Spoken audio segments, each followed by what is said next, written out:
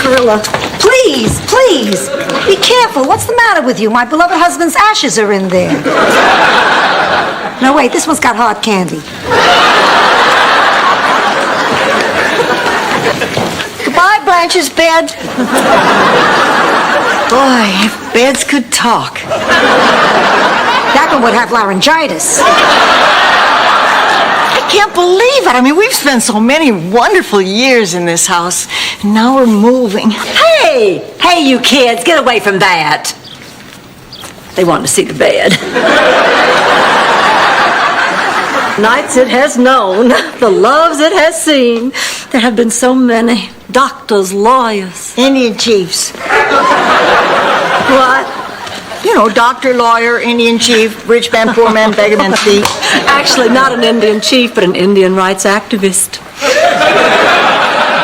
And rich men, oh yeah. Poor men, unfortunately. Beggars. I had them all begging. I can't. I can't. I just can't do it. No, please. Put that back. No, Rose, honey, honey. Blanche, no. I mean, this house is my whole life. Everything I have, everything. Yeah. To buy a hotel? Yeah, come on. Oh, no, I can't. I have nothing else. I mean, I could end up on the street. I can't breathe. I can't get a breath. Sophia, give me a paper bag, quick. What, am I the A&P? Do I have paper bags? That one. Give me that one right there. All right. Now, Rose, I just want you to breathe deeply. Exhale fully. Exhale fully. You're hyperventilating, that's all. I learned this from a psychiatrist who used to hyperventilate in bed. Is that better? I can breathe now. Okay. Can I have a milk dud? There's some in that bag. Rose, now you listen to me. You're just being hysterical and irrational. You're not throwing away your life. You're just changing it. See if there's a toffee in there. You're going to be moving into a lovely place that will run itself. No toffee. She must have inhaled it. But it's a hotel. We don't know how to run a hotel. Well, of course we do, honey. What do you think this place was? A big old house? People coming and going? In your room. I just don't think I can leave. Trust me, honey. You're leaving.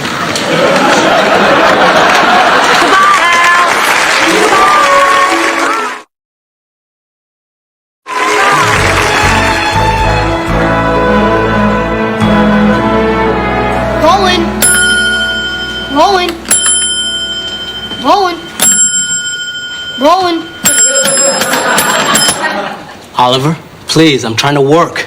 Now, we got the new owners arriving any minute, and then that group of 20 travel agents. I want things looking good around here, even if they're not. But Roland, you gotta help me. What if they toss me? Listen, buddy, I'm your foster parent. Nobody's gonna toss you. It's me we gotta worry about. They're not gonna care that I'm good at my job. I heard they own a chain of very successful hotels. They're gonna want to bring in their own people. You think I'm looking forward to this? Now get out of here, man. I gotta work. I just want you to know, if I'm on the street, it's on your head. What is that? The curse of the lost boys? Get out of here.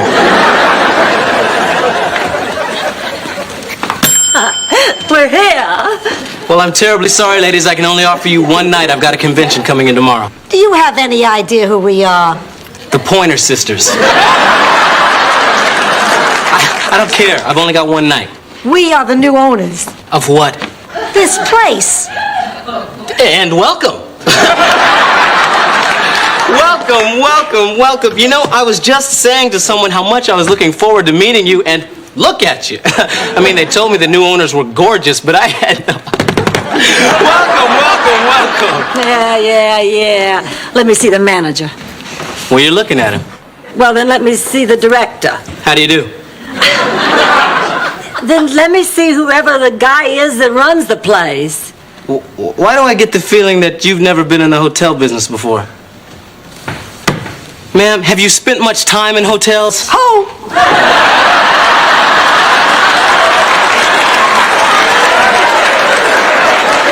Look, you got any experience? Well, how hard can it be? We've run a house. Oh, for 42 people who want their sheets changed every day. Look, we've got 20 travel agents coming in here tomorrow. They can make or break this place. But what am I worried about? I mean, you've had a truly unique experience. You've run a house. Reception. Mr. Sinclair, you still haven't got those towels yet? Well, I'm surprised. I sent somebody up there 10 minutes ago. Yes, a rather charming young black man. Well, why don't you give him another 30 seconds? All right. Mr. Sinclair. Excuse me.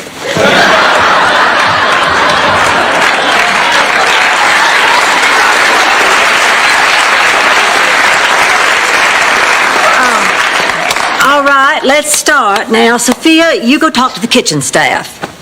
I want a pair of check pants and a chef's hat. Rose, you go talk to the housekeeping staff. Okie dokie. Oh, and Rose, no St. Olaf stories. You're right. Let's make them wait.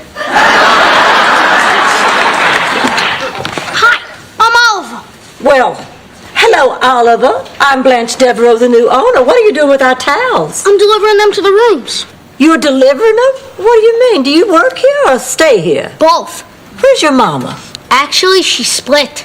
Well, then where's your daddy? Prison, manslaughter. Manslaughter? And my mom, she was a drunk. She'd wake up every morning with a hangover. And another uncle of mine.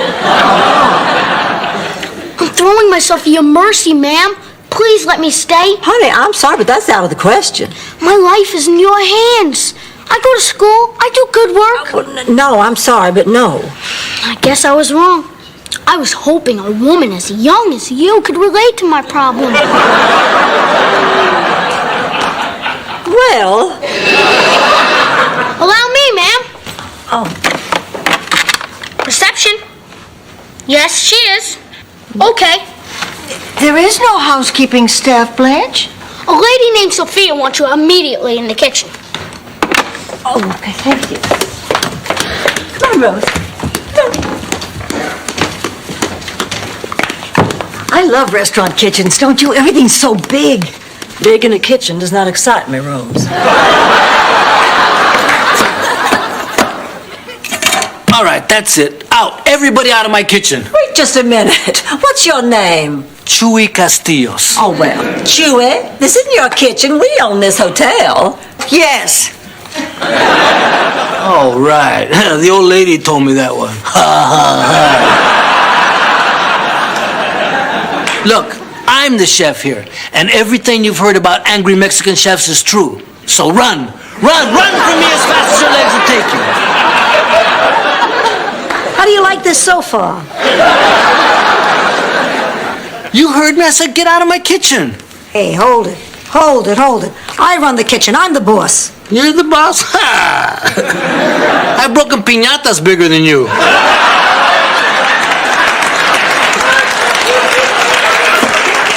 Listen, I'm the boss here. Ask Roland, the manager. He made promises to me.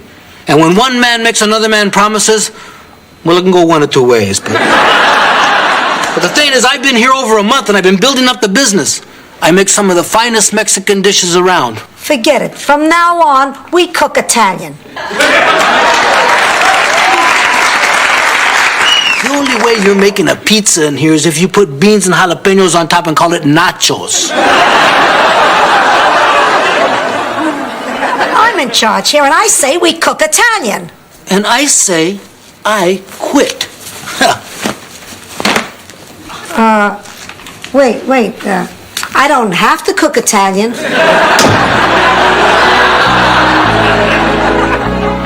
What do you mean you can't get me out of it? You're my lawyer. You got me into it. The 27th? That's in a week. Oh, how could you have made a mistake like this, Mr. Boudreaux? What do you mean Haitian law is different?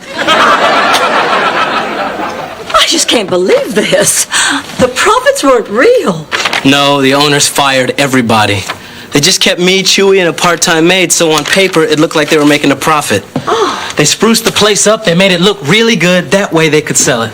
And now if these travel agents are anything less than happy, they're gonna check out early, we're not gonna make our banknote, and we're gonna lose this place. And I'm back at Disney World strapping on the sneezy hit.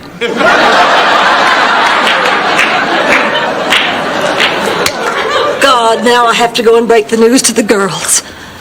Oh, they told us you were very successful. They said you were part of a chain. Honey, the only kind of chain I was ever a part of, I ain't gonna tell you about.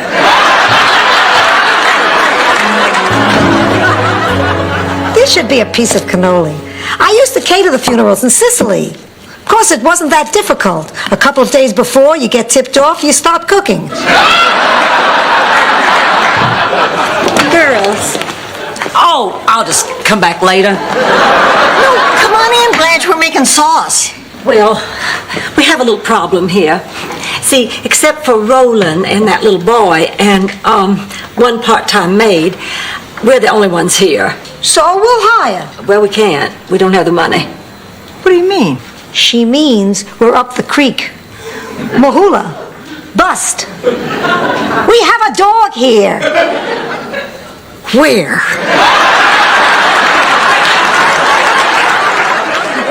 Here, the hotel. There's no money. We have nothing? If we don't make the payment in a week, we're gonna lose this place. Oh, my God. Oh, this is it. This is my worst nightmare. Oh, I wish Dorothy were here. Honey, I'm afraid even she couldn't help us out of this. No, but she could beat the crap out of you.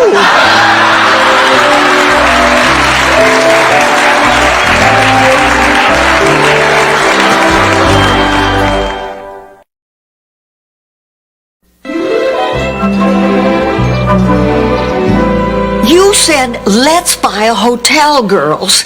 Run a little in. But guests will come from miles around. We'll never be lonely. We'll be rich. We'll be happy. We'll be featured in Travel and Leisure. Now listen here. We did this together. How could you do this to us? I didn't do it. We all did it. Now look, I know you're a little angry, but we have no choice. We have to make this work. It's the only chance we have, don't you understand? See, if we can just somehow get through this week, why, we can pay that note and we can get those travel agents to give us recommendations. But we have no employees. Then we'll just have to do all the work, won't we? We're too old. We're too old to work that hard. Oh, I hate you for this, Blanche. I just hate you. Me too, Rose, but we're too old to lose everything, so let's get to work. There, that's the spirit. Oh, you'll see.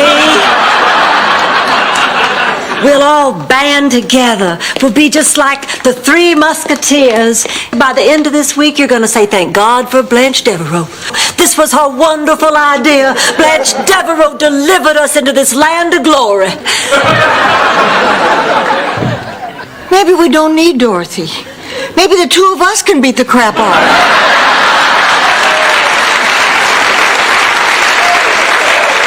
Listen, man, I've been carrying you for more than a month now. I mean, what can I do? Is something a problem here? Hello, I'm the new owner, Blanche Devereaux, and you must be... Oh, my God, don't tell me. Wait a minute. I know. I've seen you a million times on television. I'm just dying. Now, this is the pool man, Brad. Brad. Oh, my goodness, I love that name, Brad. Oh, well, Brad, do you service the pool yourself? Oh, yes, ma'am. You mean I'd be seeing you every week? Yes, ma'am. Oh, I'm so glad. Lying tramp.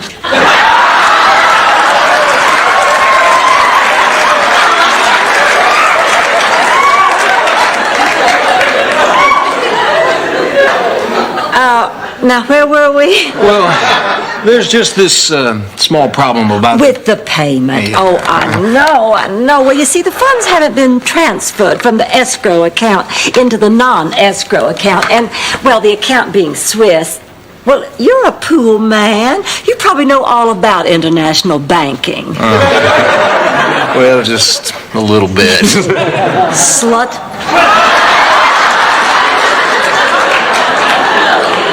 Could you let us have just one more month? I would personally see to it that you're very well taken care of. Well, guess another month wouldn't hurt. Depends on how rough you are, darling.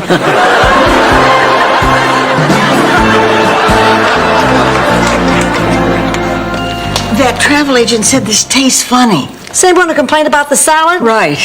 I've served 41 dinners tonight. No one else has complained. Give me that. If he didn't like this lamb chop, maybe he'll like this one.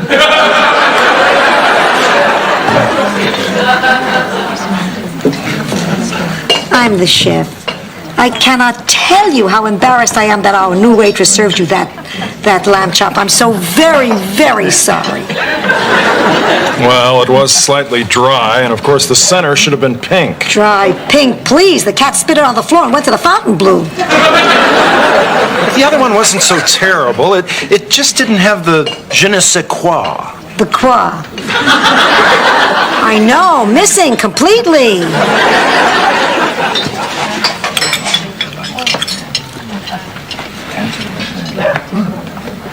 Now this is good. This is a lamb chop. Okay, from now on, when they seat you, you tell them that Sophia the chef takes care of you. Okay. Now, you are a lovely lady and a splendid chef. And you are a yutz. Good night. Sleep well.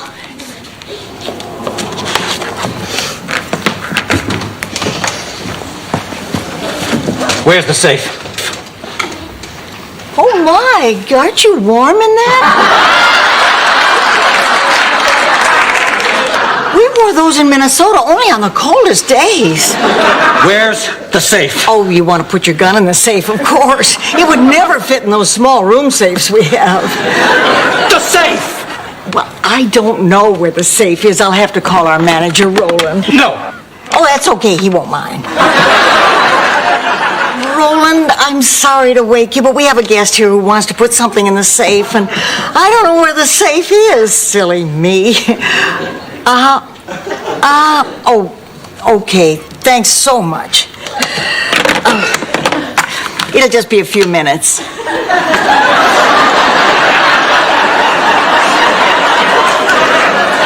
I ask you a question? I mean, the mask is a tip-off, but are you a first-time visitor to Miami? What about the safe? Oh, Roland's on his way down. Where are you going? The Carlton.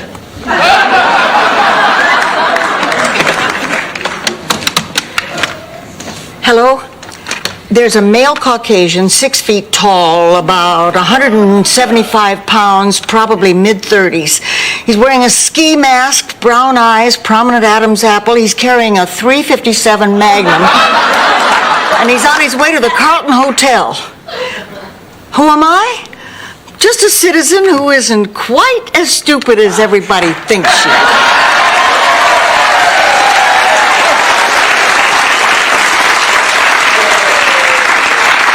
Oh, I'm sorry. This is 411.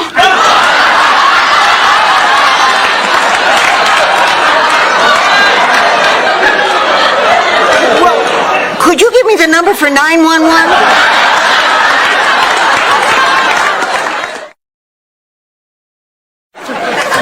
25 dinners in 3 hours. I need help. I'm back. Dorothy?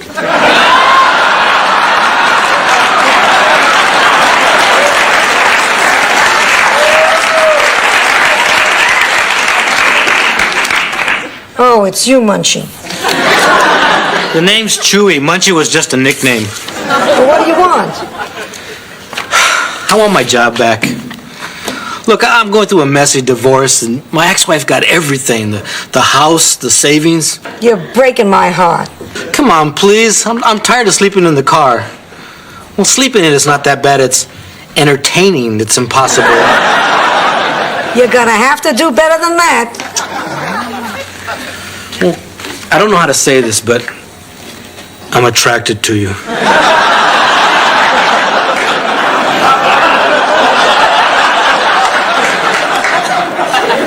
You're in.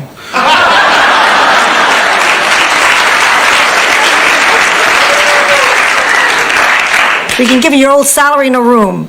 I guess we'll cook a little your way and we'll cook a little my way. We'll work something out. But you gotta really pretend you're attracted to me. Oh, you got it, beautiful. You're a really kind lady to take me back. How's everything in here? I feel pretty.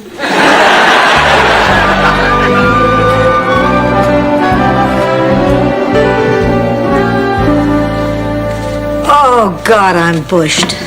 Yeah, it's like the old days for me, back on the farm. Oh, we used to work so hard. My mother, my father, all us kids. That's how we'd spend our lives. Then we'd die. Girls, we did it. We paid the debt. We have another month. And we have enough to hire more help. And most of those travel agents said they'd gladly recommend this place. We did it. Are you still ticked off at me? Oh, for God's sake, will you knock it off? I'm sick and tired of this behavior. You were in this just as much as I was. I saw you. You worked hard. You had fun. You were happy. Come on, admit it. We were. You almost killed me. Nothing could kill you. Well, too much corn. You know what this means? This means we have a new, exciting life ahead of us. No. Oh, I don't think I felt this good since before my girls left home. My favorite thing was always turning their bed down at night and tucking them in and making sure they were feeling safe. I turned down 42 beds every night this week. And it was all I could do not to go back and tuck everybody in. I felt like I had a purpose again. Well, I'm 88, and ever since... You're 87. What? You're 87. Okay. I'm 87. Dorothy is gone. My friends are either dead or they fall asleep while we're talking. I haven't digested an onion in 20 years. So I go on. I went on because every morning I happen to wake up alive. Now I wake up because I gotta make ravioli. I'm busy.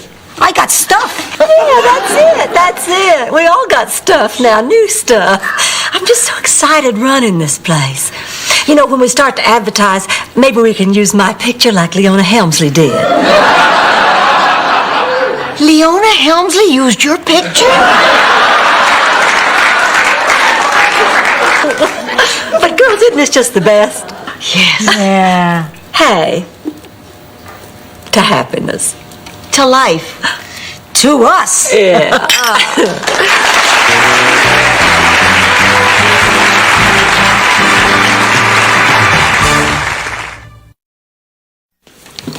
Okay, now how's this thing work again? Well, traditionally, we all just sit here, eat cheesecake, and bare our souls. And sometimes I tell a story about my hometown, St. Olaf. St. Olaf. Sounds fascinating. Tell us about it. Rookies.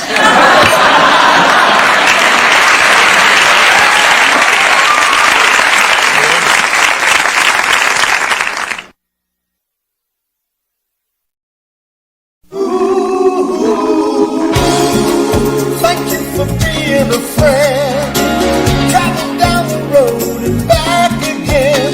Your heart is true. You're a pal and a confidant. And if you threw a party, invited everyone you knew, you would see the biggest it would be for me. And the call and text would say, thank you for being a friend. Thank you for being a friend. Thank you for being a friend. Thank you for being a friend.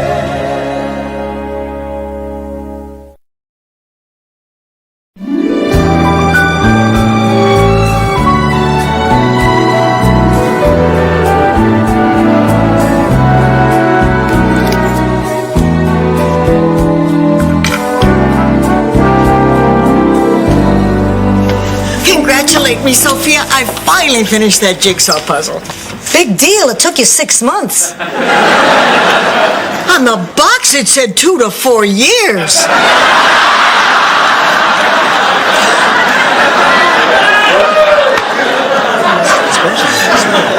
The Carlton Hotel called. They have a problem. They're overbooked tomorrow. They want to know if we could handle a bachelor party. Yeah, we can do that. We just need to order some more beer. Yeah, we can borrow some dirty videos from Blanche. Okay, boys, but be kind. Please rewind. And they want us to hire a stripper and have her pop out of the cake. I'll be in charge of that. You can handle that? Hey, no problem, man. I just need a table, some whipped cream, some frosting, and some sparklers. Sparkler? What, for the cake? No, the auditions. I don't know about hiring a stripper for the hotel. That's a little rough. My Charlie never was interested in strippers or any of that smut.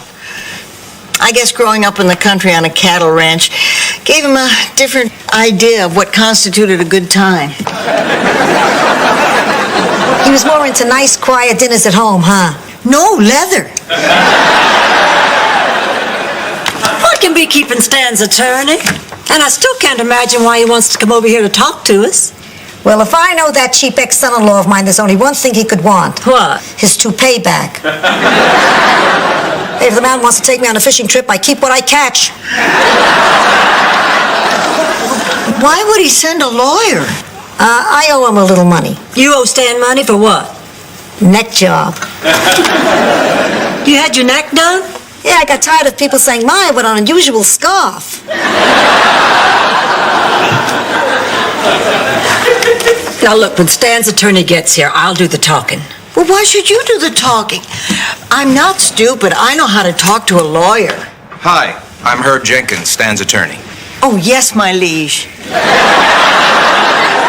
I'm representing Mr. Zbornak in absentia. Absentia? What's Stan doing in Europe? You must be Rose. I've been given specific written directions to find a Blanche Devereaux. Oh, Gina, I haven't heard that since the Shriners had that scavenger hunt. Well, actually, the reason I'm here is the last time I saw Stan, he gave me instructions to make Now, sure whatever the reason, he better have one damn good excuse for not coming here in person. Stan is dead.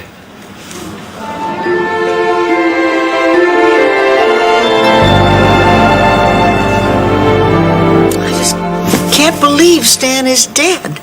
I mean, a young man like that in the prime of his life. Yeah. Have you ever noticed how as we get older, the prime keeps moving back? I know.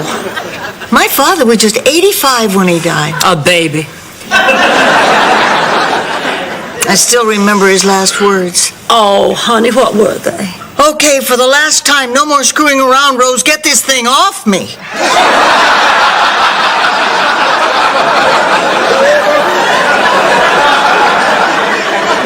And then poof, he was gone. Well, at least we know we were very good to Stan. Yeah, it's not like we badmouth Stan behind his back. Hey, check this out. Some bozo just tipped me in Canadian quarters. Man, dude pulled a real Stan on me.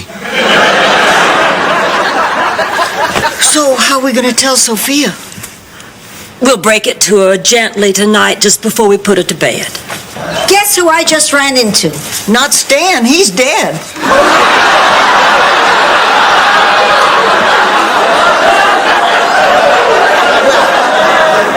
Time for bed, Sophia. What did she say? Sophia, Stan is dead. Oh, Are you okay, honey? I don't know what to say. Well, what can you say about a man who's always been a burden and now is finally gone? Man who never lived up to his responsibilities, who ran out on your daughter, who never thought of anybody but himself. I'd say I'll miss him. Me too. I guess as much as the two of us are going to miss him, you'll miss him even more, Sophia. Well, he was part of my family for over 40 years. So, how did it happen? Well, apparently he died while making love. Oh, poor Stan. There's nothing worse than dying alone.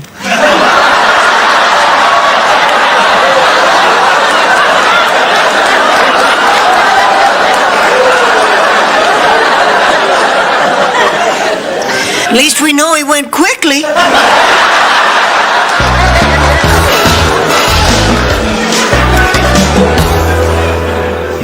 Okay, thank you very much. I'll see you then. The stripper is all set. And I got a great deal. How much? 100% off.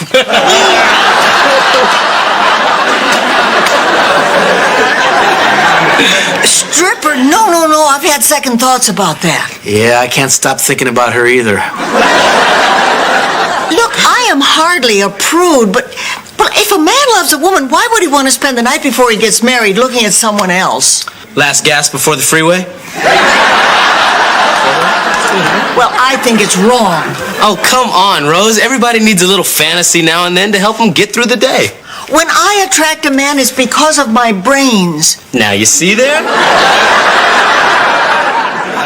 Look, Rose, I understand your concerns, but this is a male ritual that's been going on forever. It's not an exploitation of women. Yeah, I mean, what about if I took my clothes off for a bunch of screaming women? What would you call that? Pee-wee's Big Adventure. Don't run. It's going to be worse if you run.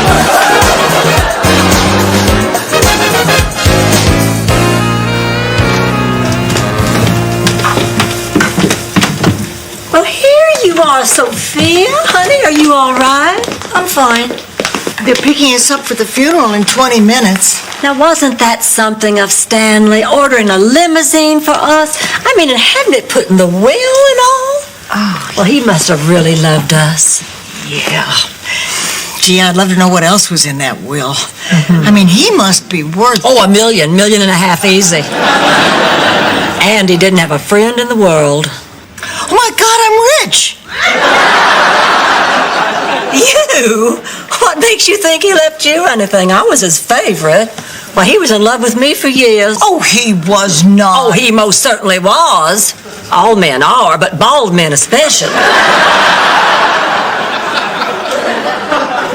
Bald men have always found me very attractive. Why, I can't tell you how many times I've looked down and thought I had 3 boobs.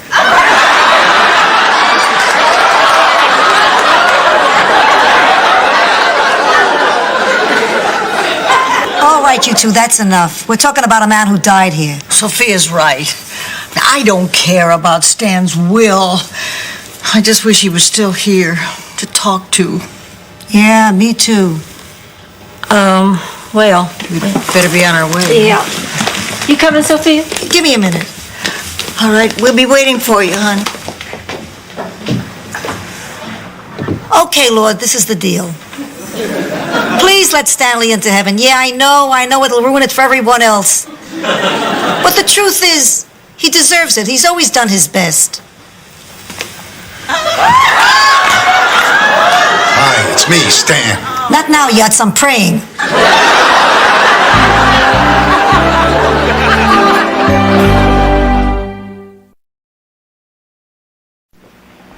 Sophia, it's really me. Oh, Stan! Hold it. You're not haunting me, are you? No, Are you sure? Because you smell like you're decomposing. I was hiding in the trash bin. No, I really am alive. Oh, Stan! How do you like the neck? Look at that. What a great summer look for you. Oh, Sophia, I'm so happy you're taking this well because I thought you might be angry at me for being alive. I'm thrilled. My Stanley's alive. Why should I be angry? Because I faked my death. I'm in trouble with the IRS. You faked your death? You know what I've been going through? Look, I had to do this. The IRS caught wind of some creative bookkeeping I was doing. I would have gone to prison. I couldn't let that happen. Can you imagine me confined to some filthy, cramped room, spending my life with 100 other men? So what are you going to do now? I hired on as a steward on a tramp steamer. Stan, how could you do this to your kids? I called Kate and Michael and I told them they know what's going on. I'm not heartless, Sophia. What about Dorothy? Have you told Dorothy? Sophia, she was my wife for 38 years. Do you actually think that I could keep silent while she mourned my passing? She would have turned you in. In a heartbeat. Of course I didn't tell her. In another month when things settle down, I want you to tell her. But I couldn't leave the country without telling you the truth. You mean a lot to me, Sophia. You always have. You're not going to get away with this. They're going to catch you. Though they won't, I have planned everything down to the last detail. Where can I get in touch with you? I wish I could tell you, but the less you know, the better. Well, I'm off to Madrid. Or Rome, or Paris, or Cairo, but probably not Madrid. Not. Let's go over this checklist again, make sure we get everything ready for the bachelor party. Okay. Food, check. Beer, check. Cigars, check. Entertainment. I know, no check, just cash. Okay, Bambi, Chris and his friend should be here any minute, so why don't you go ahead and go in the kitchen and, get ready. Okay. Okay. Boom, ba, ba, boom, ba, ba, boom, ba, ba. I love this job.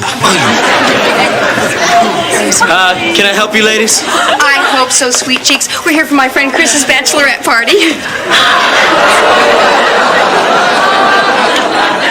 You're Chris. Bachelorette party. Yeah, I arranged it on the phone with someone named Rose. Is there a problem? Yes, but we think it's neurological. Why don't you ladies go ahead and get comfortable, and we're gonna go get the Parcheesi board and get the punch out of the fridge. Tell you what, this is her last night as a free woman, so why don't you just pop open the Jim Beam, crank up the Rolling Stones, and drop your pants, Butterbuns. We paid for a stripper, and we want to see someone shake their booty. Ray's gonna be over in this. Boom, bada, boom, bada, boom, bada, boom. What are we gonna do, man? These women are animals. No, they're not animals, Chewy. They're just some girls out having some fun. Oh. Beefcake, beefcake, beefcake. I'm so very scared. I'm not going out there. I'm not going out there either. Look, somebody's got to get in the cake. Odds. Come on, try to 3, man. Get in the cake, Butterbuns. I don't feel right about this. Boom, bada. Hey, man.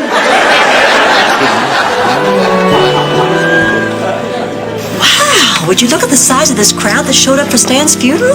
Hey, you give the people what they want, they always show up. Sophia, it's not nice to speak ill of the dead. Believe me, I'm not. Hello. So nice to see you. Well, Rose, what do you know about that? A bald man was glad to see me. Well, I want to thank you all for coming.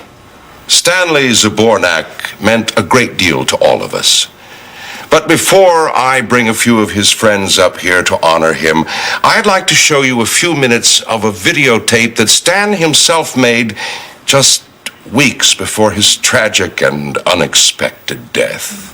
Lights!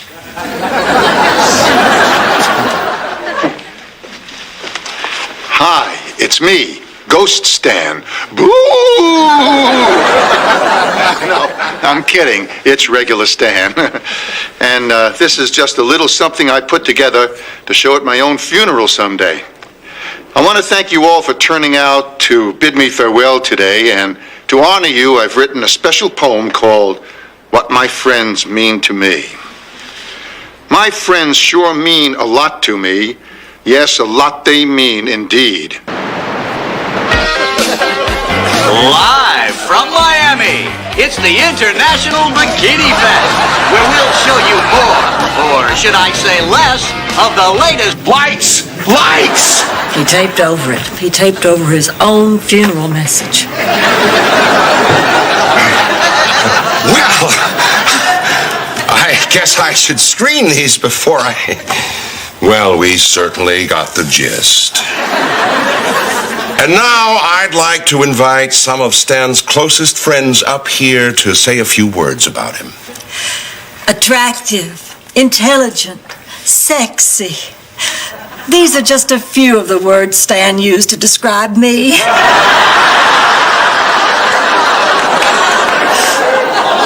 But Stan was a very important part of my life, as he was to all our lives. I first met Stan when he was a novelty salesman. And, well, I guess God needed a whoopee cushion laugh, so he decided to squeeze the air out of Stan. Wake up, Flufford, wake up! But she never did. Now, I know a half hour is a long time to spend talking about a dead cat. Oh, but she was really Get to it! So, speaking of dead cats, how about this Stanley? What a loss. He was a special man, this Stanley. This marvelous thing called Stanley. Boo! Boo! Boo! And now I have the honor of reading to you his epitaph. The epitaph of a great American. Here lies Stan Zabornak, beloved son, model citizen, caring father, faithful husband. All right, that's it. I can't listen to any more of this. Oh, Mrs. Petrillo, I know you're in pain, but of course it is through pain that healing comes. He's right, Sophia, honey. You're suffering right now, but... I'm not suffering. I'm telling you, Stan is not dead. Oh, of course he's not dead, honey. In our hearts. Yes, so as it is written, he shall live on as love in all of our hearts. He wasn't alive in my heart. He was alive in my kitchen. He spoke to me in my kitchen. As he shall speak to me in the dell and in the village, where the poor and the rich alike... Look, the man smelled from garbage. He said he was going to Madrid. Yea, though the elderly may become feeble and their minds might turn to custard. Let go of me. He's not dead. Sophia, He's get not in hold that of box. yourself. Open the box. Music! Music! So, as a professional, how do you think he's doing? Well, his moves are pretty good. He's focused and he's connected to the audience. If he could just stop crying, I'd give him a 10. Oh, here comes his big finish. Ah, paper cut.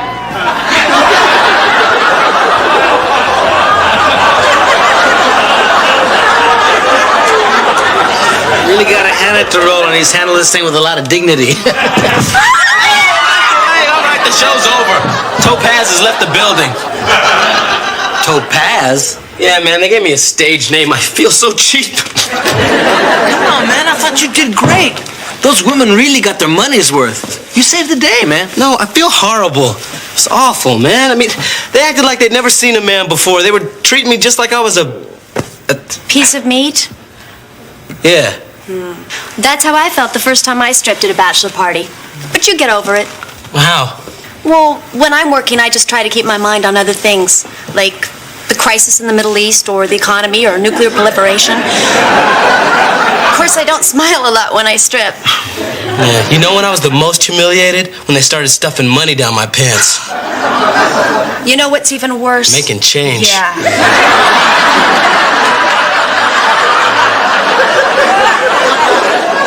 Hey, well, look on the bright side, Roland. I mean, this is the last time you'll ever be humiliated like this. Yeah, lucky me. Well, I guess I should be going. My taxi's probably here by now. Yeah. Hey, Bambi, why don't you let us walk you out? Yeah. Wow, that's really sweet. Thanks. Hey, have you ever done a show before and nobody's tipped you at all?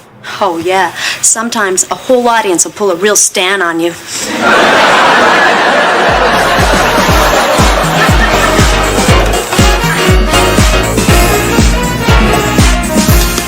Boy, that was some scene Sophia made at the cemetery. I know, to throw herself on top of the coffin like that, screaming and yelling, and then to fall asleep there. Weird how that guy came out and measured her.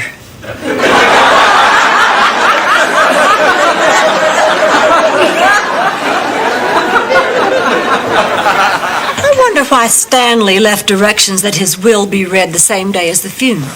I don't know. Boy, he didn't leave us what we thought he would, did he? He didn't leave us anything. And how come he left all his money to some yahoo in Madrid? Who does he know in Madrid? Would you two stop it? The man's just pretending to be dead. I'm the one who should be upset. All he left me in his will is this lousy friendship ring. A friendship ring. And to think I let the man see me naked. He had hiccups.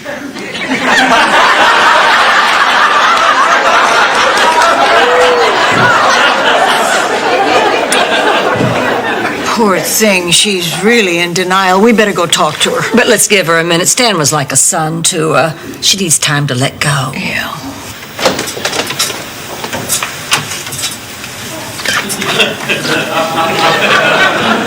Sophia! Oh, great. The night of the living dead. Will you get out of here? I am. My ship leaves in 45 minutes. I just came to say goodbye. No. I can't believe you're doing this, Stan. Do you know the pain you put everyone through today? I'm not gonna go to jail, Sophia. Maybe they won't put you in prison. Maybe you can work something out. Maybe... Why should I take that chance? Because I love you. You love me? Yes, you're a pathetic man, but I love you. Oh, Ma. The neck. I'm sorry. Don't go, Stan. If you walk out that door now, you really will be dead. Sorry, Sophia. I love you too, Ma.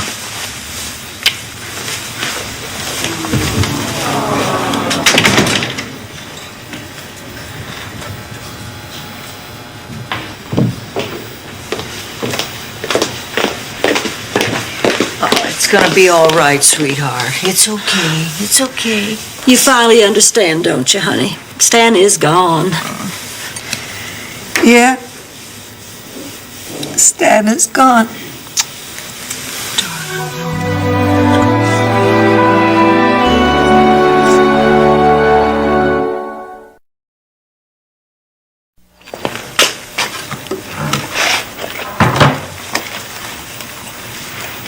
Well today, and to honor you, I've written a special poem called...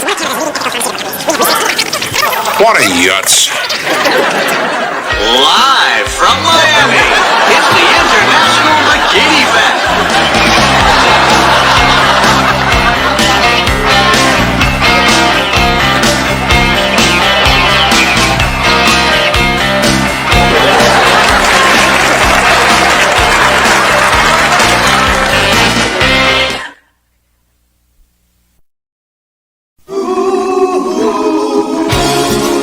Thank you for being a friend. Traveling down the road and back again. Your heart is true. You're a pal and a confidant. And if you threw a party, invited everyone you knew, you would see the biggest it would be for me. And the card and text would say, thank you for being a friend. Thank you for being a friend. Thank you for being a friend. Thank you for being a friend.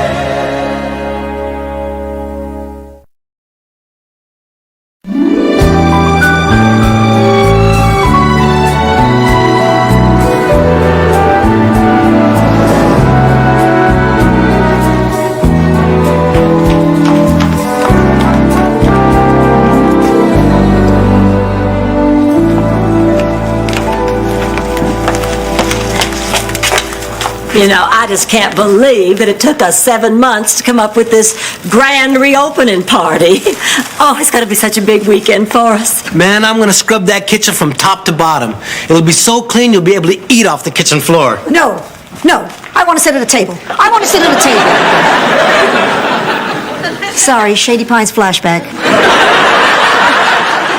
Hey, I'm not taking any chances. I even got rat poison out by the dumpster. Very nice. Very nice. It's good to see everybody just standing around. We got this news crew coming for this reopening. We got to pull together here, work as a team. Well, sign me up. What can I do to help? Lock yourself in your room till Monday. Oh, I get it. Everybody thinks that Dumb Rose is going to do something stupid and mess up our opening.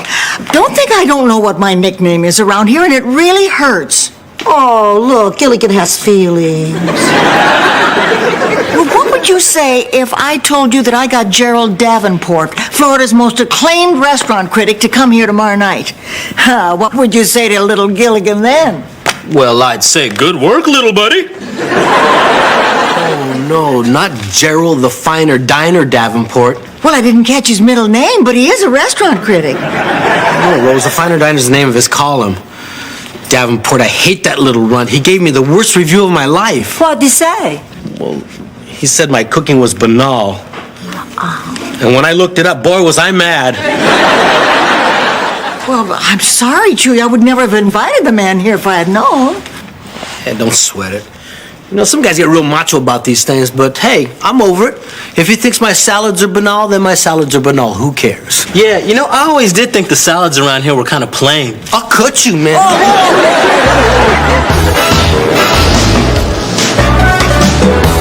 Well, sir, I am so sorry the airline lost your bag. We'll send it right up just as soon as they deliver it. Oh, thank you. I own a chain of travel agencies, and it is so refreshing to meet someone as bright and on the ball as you are. And by the way, that's a most interesting brooch. Amethyst? No, Lutheran.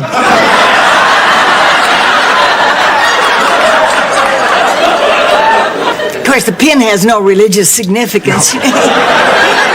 It's just a little duck.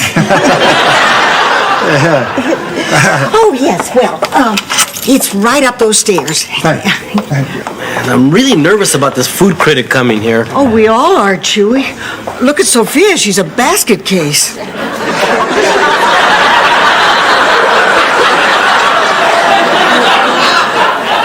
You know, I'm not so upset now about missing that King Tut exhibit.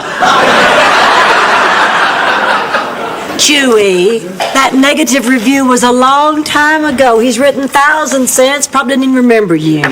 Good evening. My name is Chewy Costios. Oh, my gosh. What a coincidence. Our cook is named Chewy Costios. Isn't that something? Hey, Davenport, it's been a long time. I still remember your last meal vividly. Didn't you get that postcard from my colon? Wish you were here.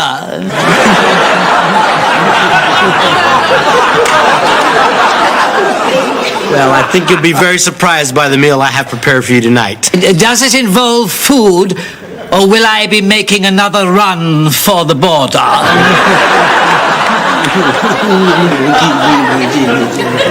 Why, that cranky little stuck-up troll. I think I'm in love. Look at him. Davenport just took 2 bites of my lobster Newburg and he hasn't touched it since. I made it especially for him. Just sitting there motionless like a zombie. I know. It's making me hot, too.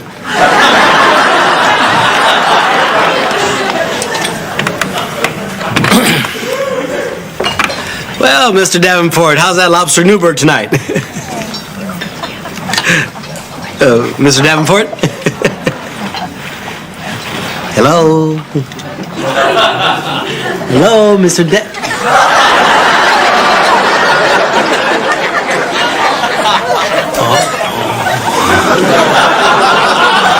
Oh, well, I guess that meal's pretty good then, huh?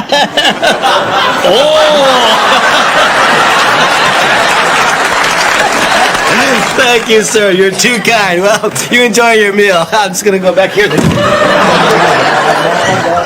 Chewy, what's wrong? It's Davenport.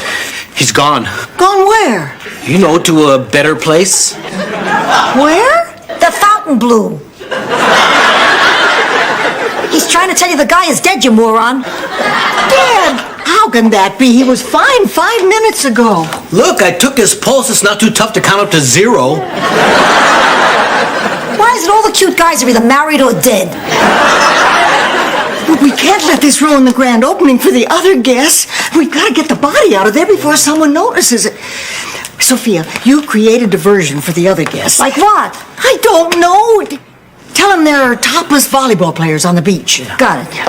Honey, you sure you've got it? Yeah, got it. Topless volleyball players. Yeah.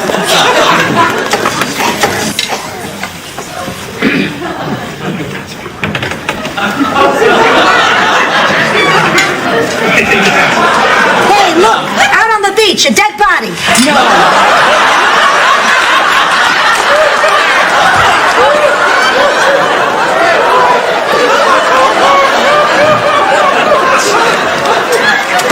Get the car.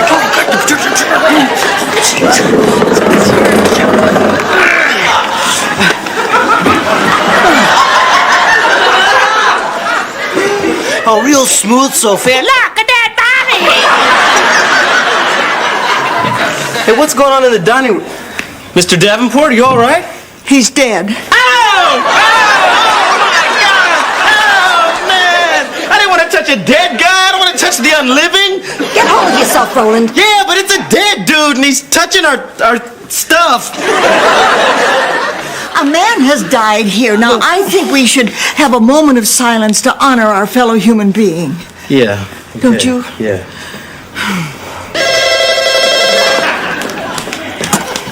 Golden Palace? Yes, as a matter of fact, a table has just opened in the dining room.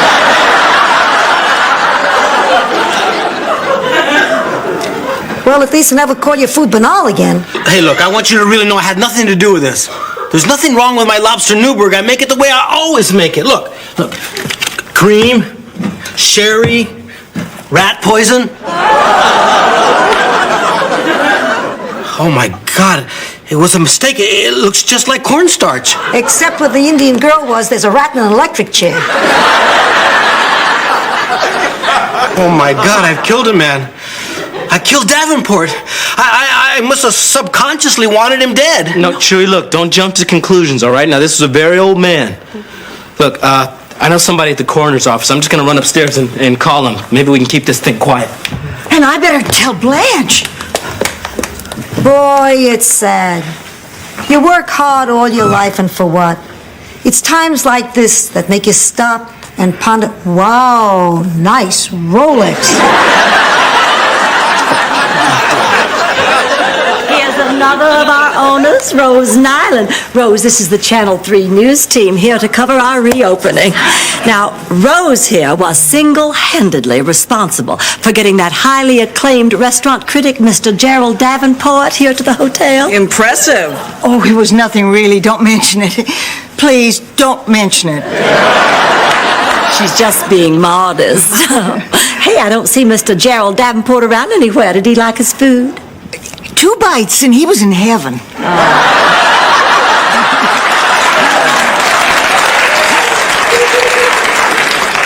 Well, if you'll follow me to the kitchen, I'll introduce you to our chef, Chewy Castillos.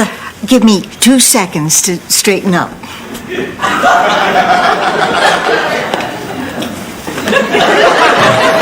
Quick, get Tommy Toe Tag into the freezer. The joint's lousy with newsies.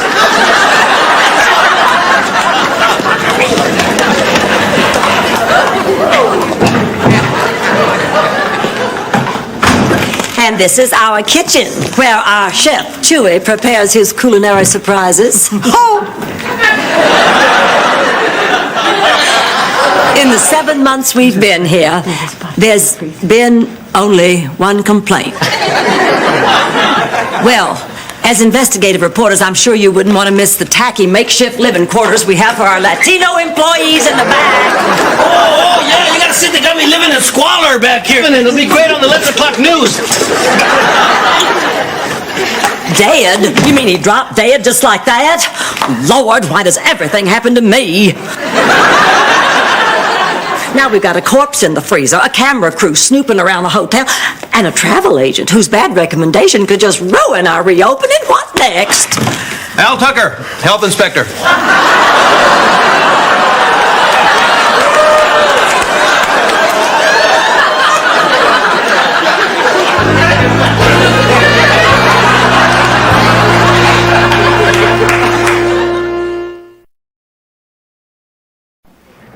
It's time for your quarterly inspection. You know, check the refrigerators, freezers.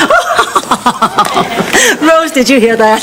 Health inspector wants to check the freezer. I'm way ahead of you. Can I get you something before we begin, Mr. Tucker? Coffee, tea? No, thanks. I just need to check your walk-in. Oh, well, I'm not at all surprised. If there's one thing men like to check, it's my walk-in. Not to mention my talk-in. And my love-in. I meant your walk-in freezer. Well, I know what you meant, but I can't let you do that. Well, you're going to have to, or I'll be forced to write up a violation, close down the restaurant. Oh, now, Mr. Tucker, please don't put me in this position. And that's not something you'll hear Blanche say every day. Well, I guess I could start with the refrigerator. Yeah, oh, why don't you just get yourself a nice glass of fresh orange juice? You know, it's so nice how fresh juice tastes so sensual without being caloric. Yeah, like bananas. A healthy romp through the world of fruit without the hangover of candied snacks. Or how about a cheese ball? What are you talking about? Mister, I'm gonna level with you. I'm a lusty woman. A lusty, busty, zesty cowgirl that likes to ride on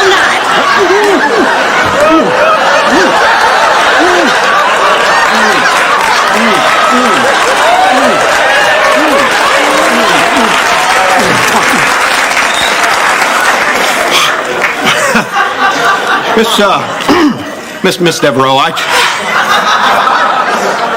I just want to check your freezer. Why don't you say so? It's right over there.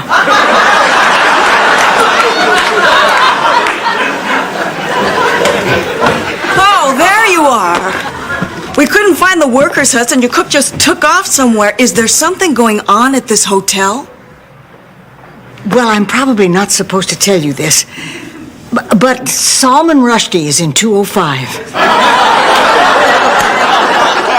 And he's with Joan Van Ark. Of Knots Landing?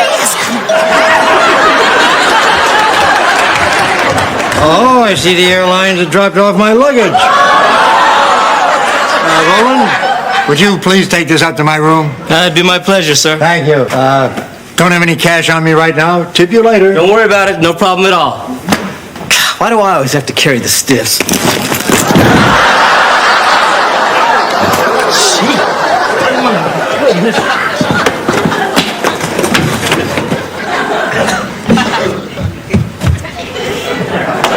Oh, no. Where is it? Where'd it go? Blanche, I lost it. I lost the suitcase. What? Oh, no! Well, we got the media roaming the hotel, a health inspector in the kitchen. Now you tell me you lost the body, Rose. That's terrible. What are we going to do? Well, you know, maybe we should just try to have fun with this. Get up, you What's taking the coroner so long? Hey, it's not a job where you have to rush. Mr. Davenport, I don't know where you are right now, but I want you to know that if I did kill you, it was an accident, and I'm very, very sorry. Who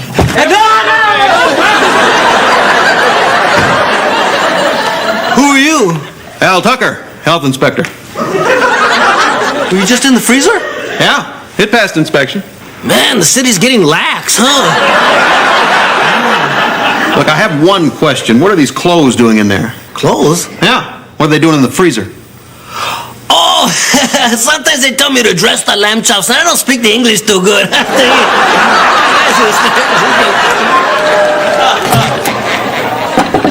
Mr. Mitchelson? Oh, look, I can't do this. Hey, we gotta get that suitcase back. Listen, ever since I was a kid, I've had this thing about death, okay? I can't take it.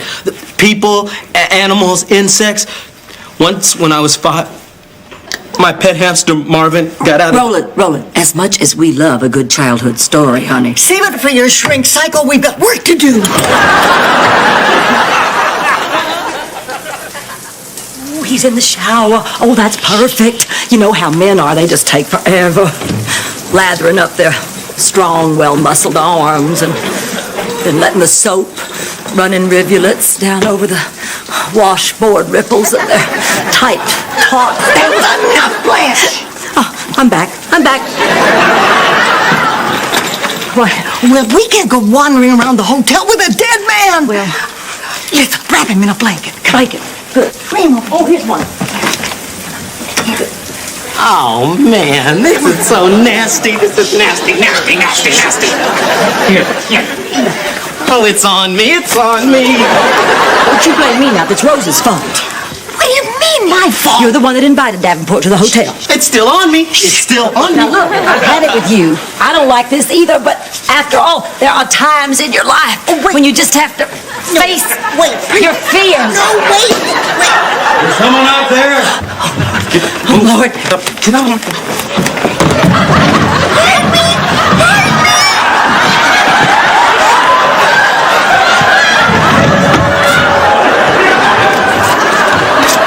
What's going on out here?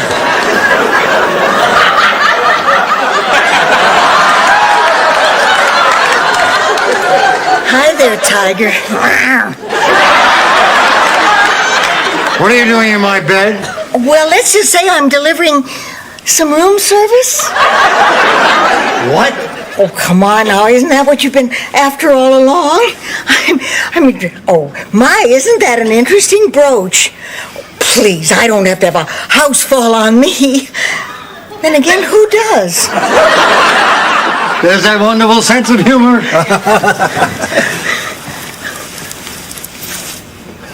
Oh, your hand is so smooth and cool. Here, let me warm it up for you. Hey, nice Rolex. You know what really turns me on? What? What? A man with blow-dried hair. Really? Oh, yes. Okay. Ooh. Okay.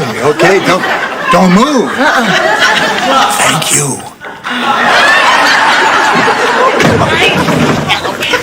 Great job, Rose. I could hug you, but you smell like dead. Come here. Oh, you're right. This way. This way. Oh, there you are. Come back. And they'll always shoot. Sorry. Please, George. Please, George, go. Well, we better get you out of here. We have a lot of work to do, a lot of things to find. Yeah, everything's on the up and up here at the Golden Palace. We have nothing to hide.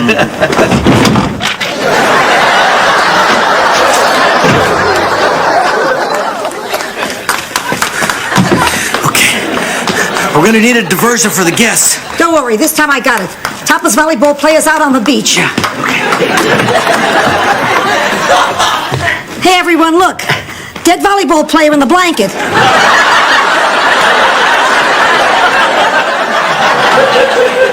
I did it again, didn't I?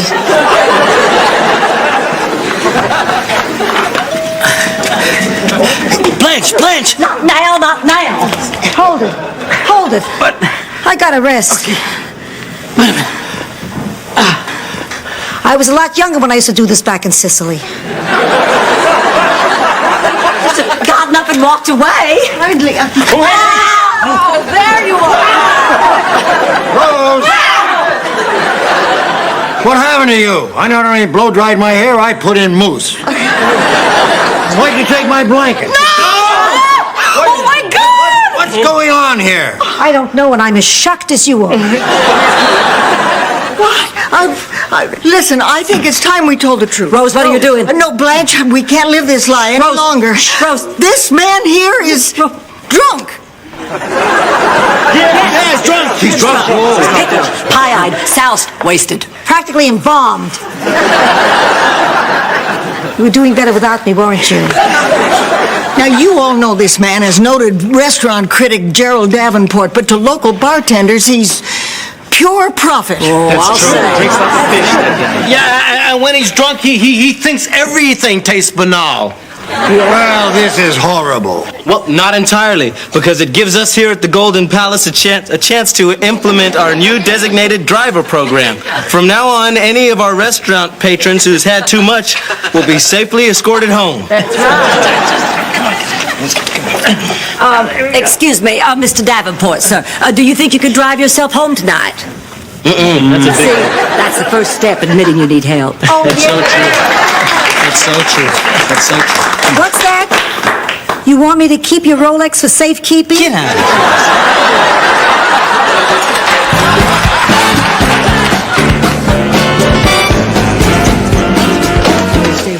And Chewie, where have you been? Oh, I'll walk on the beach thinking. I mean, I may have killed a man. Hey, look, this has touched all of us. And some of us are hoping that we're going to be able to scrub it the hell off. Everybody, good news! According to the coroner's report, Mr. Davenport died of a massive coronary. All right! So Chewie didn't kill anybody. Yeah. They tested the food. There was not a trace of rat poison whatsoever. That's wonderful, wonderful.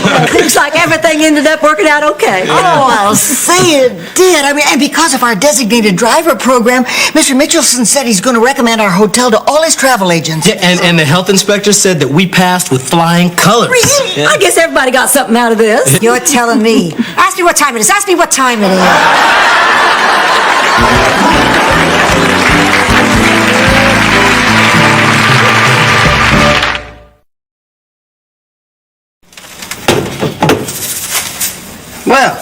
This all worked out pretty good. Yeah, I'd say all in all, it turned out to be a pretty good day.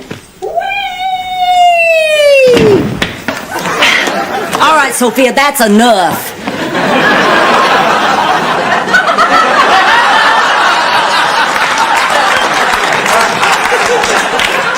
Well, I gotta wait until I'm dead to do this?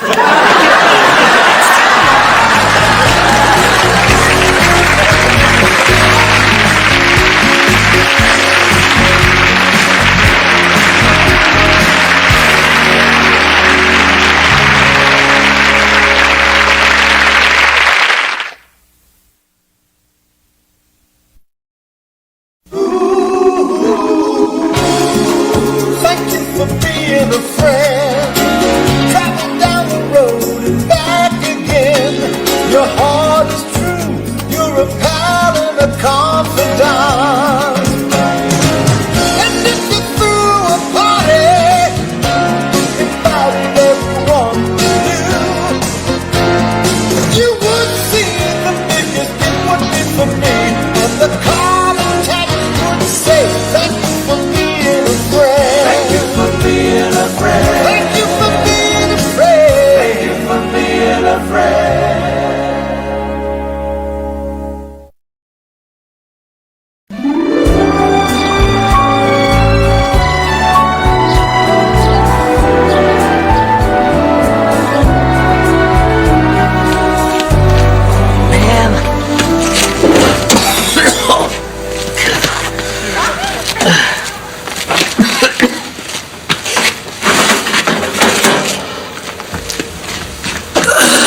Chihuahua. Sophia, what does this look like to you? George Hamilton in 5 years.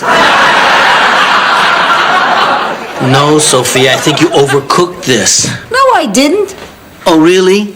Have you ever seen a duck this black and smoky? I have. Daffy. But only after Bugs Bunny gives him a dynamite cigar. Why doesn't that duck ever learn? He can't, Rose. He doesn't have a brain. Sound familiar?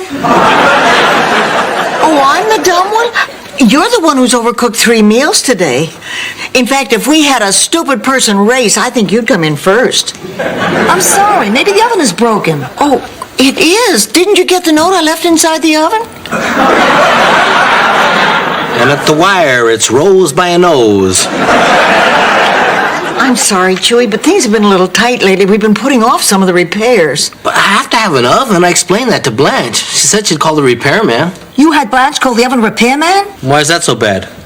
Well, she's been seeing him for a year. And the only thing he ever services out here is her. Before him, it was the Maytag guy, and believe me, he doesn't look like that because he's lonely. He's exhausted.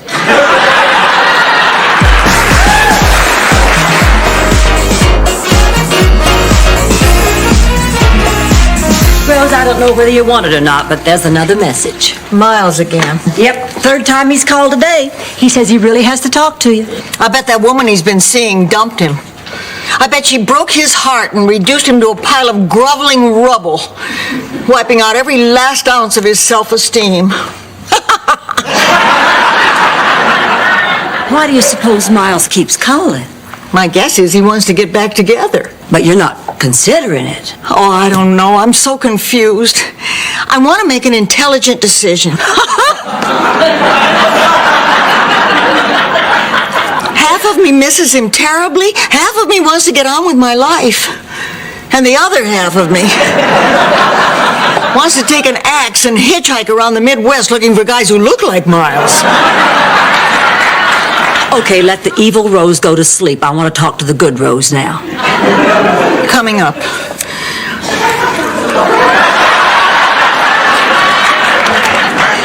Honey, now, I know this is difficult for you, but Miles hurt you, and he's just going to hurt you again unless you're strong.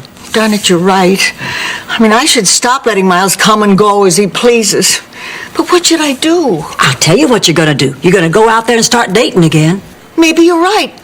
I should meet some new men. There you go. I mean, I don't need Miles in my life. Tell it, sister. I get along just fine without him. Now you're talking. Can I sleep in your room tonight?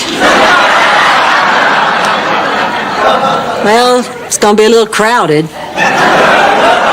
But what the hell, it is a great place to meet men.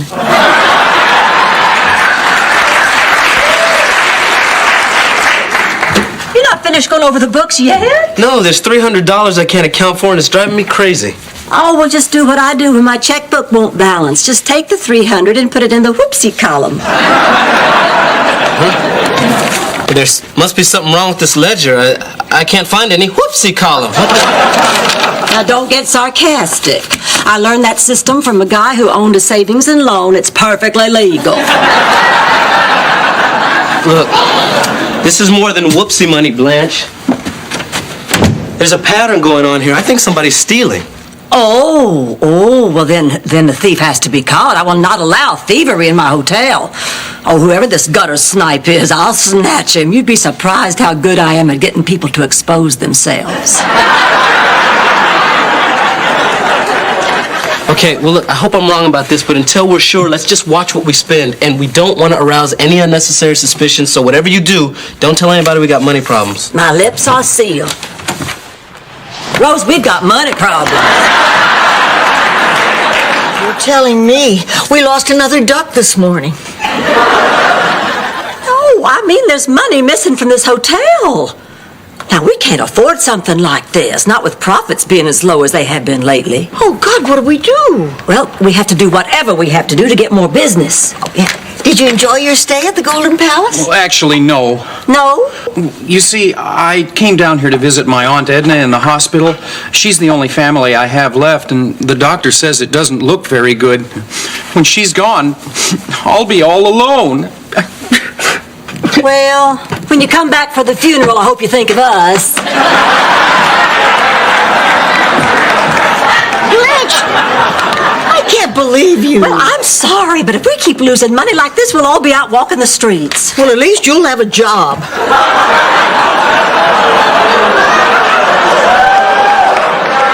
Excuse me. Now, you leave my personal life out of this, you nitwit. Don't you take your frustrations out on me, you cheap scallop. The word is trollop, you moron. I am a cheap trollop. Excuse me, I'm looking for a friendly, relaxed place to hold my wedding. Well, you certainly came to the right place. Oh, we're wedding specialists. Oh, for the right price, we can do anything. I can give you ice sculptures, champagne fountains, a string quartet. We're getting married in 2 days. Crepe paper and pudding pops, take it or leave it. I was hoping for something with a little more romance and class. I have a great idea for a theme, if you don't mind tradition. I call it Contentment Isn't Just for Cows. This is your idea of tradition? It's a St. Olaf tradition. Rose, that's the dumbest thing I ever heard. I love it. It's perfect. I was raised in the country. This sounds like a lot of fun. What do you envision? Well, it's a little daring, but I see the groom in black and the bride in white. You know, classic Holstein colors. Oh, no, not the cow wedding again, Rose. Let me write you a check. It's perfect.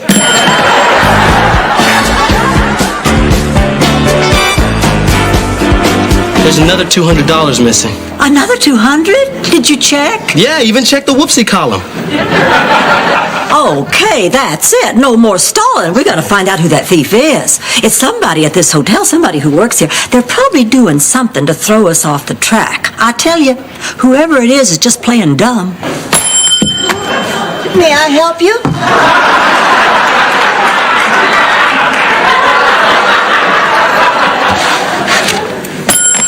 May I help you? Darn those kids. Nobody can be that stupid. Gotta be an act. Let's go nail her. Rose, wait a minute. Let's talk about this money you took. Oh, no.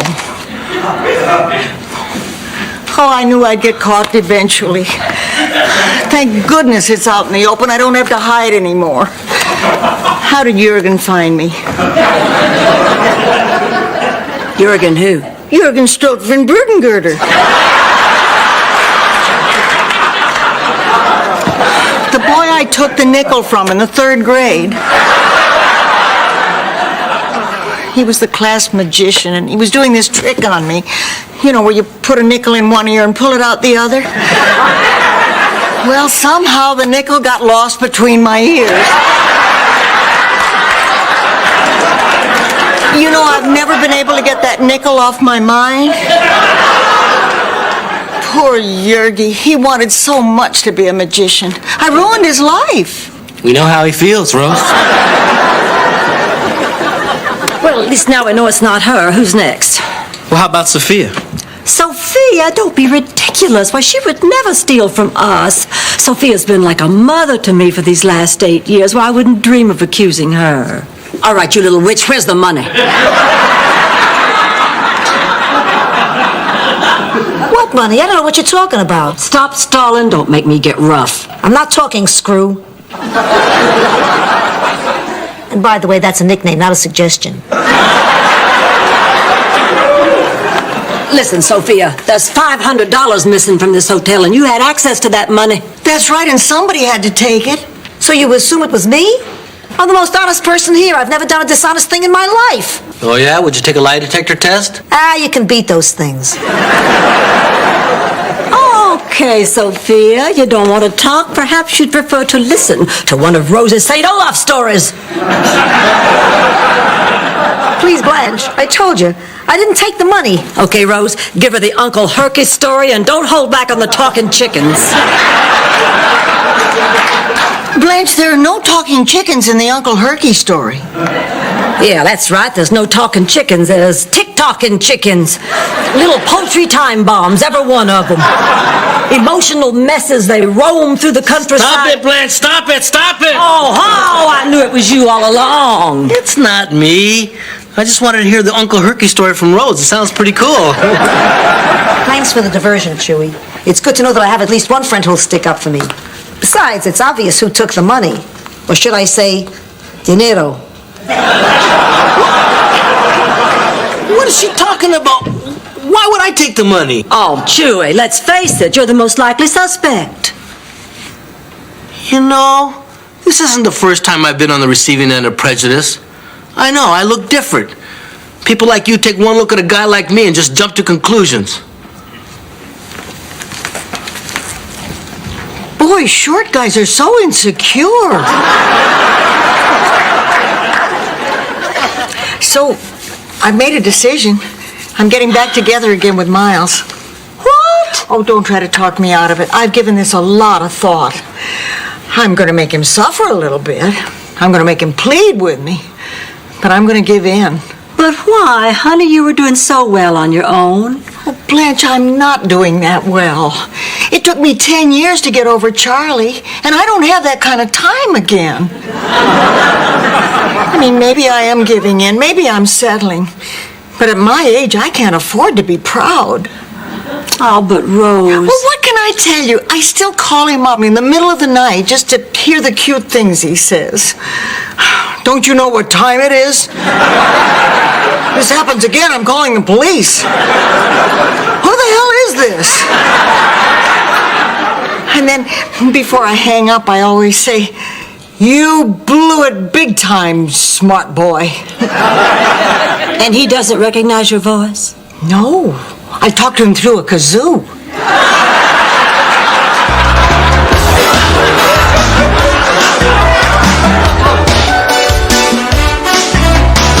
And after the kiss, you and your new husband will head back up the aisle. Your bridesmaids will moo. That will be that. Oh, it's beautiful. Oh, it's the wedding I never had. My husband, Charlie, wouldn't allow me to have a dairy theme at ours. He was proud, lactose intolerant. Well, I hope you get your wish someday. Who knows? Maybe I will. I'm having my old boyfriend over today. He wants me back. I'm sure you're going to make him very happy. I'm going to make him crawl. Boy, I'm glad I'm out of the dating scene. My man problems are over forever. Oh, Fern. Miles! You know him? Oh, yes, this is the man I'm getting back together with. Do you know him? This is the man I'm going to marry. This is the man who's my secret lover.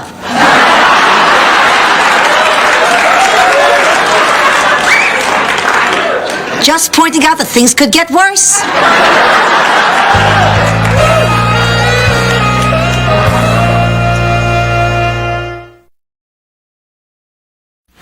This is the man you're going to marry? Miles? My Miles? You were planning on getting back together again with this woman? No, I just came down here to talk to Rose. You came down here to cheat on Fern. No, I'm not cheating on Fern. So would you like to explain why you showed up here to beg me to take you back? Rose, I'm here to tell you I am getting married. Ha! You call that begging? This is horrible. Rose, I'm sorry. Well, so wait a minute, Miles. You didn't know that Fern was planning on having the wedding here? Oh, I had no idea. I didn't tell you because I wanted to surprise you with the cow theme. We're having a cow thing? I know. Isn't that like the craziest thing you've ever heard of? Well, I've heard of it, but I never dreamed I'd be lucky enough to have one. So whose idea do you think it was? How many times have you and I talked about this very thing? Look, Rose, sweetheart. Don't sweetheart me. This was supposed to be our day, our wedding, our life. Well, you blew it big time, smart boy. Oh, my God, she's the kazoo woman.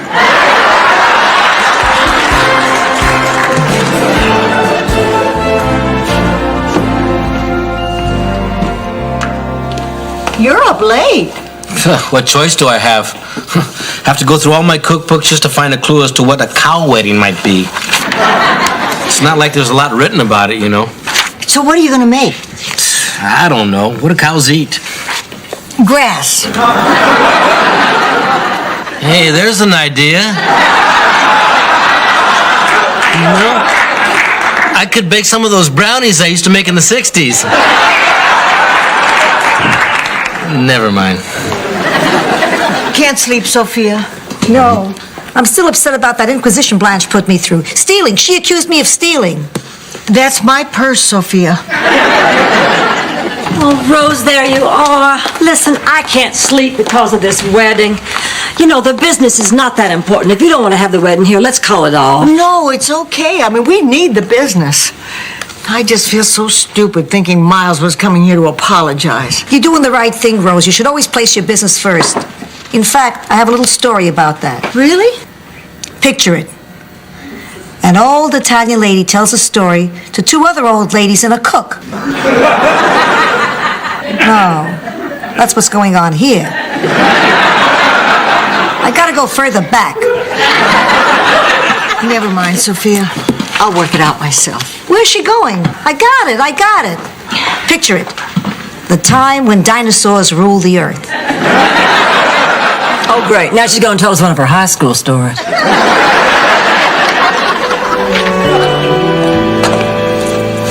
Rose, can I talk to you for a second? I'm pretty busy right now, Miles. Can't this wait till after you're married to someone other than me?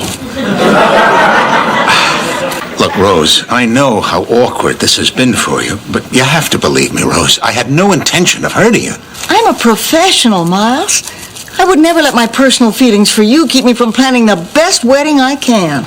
Well, I'm glad to hear that, Rose. Hey, what are these stones for? I thought we'd throw them instead of rice.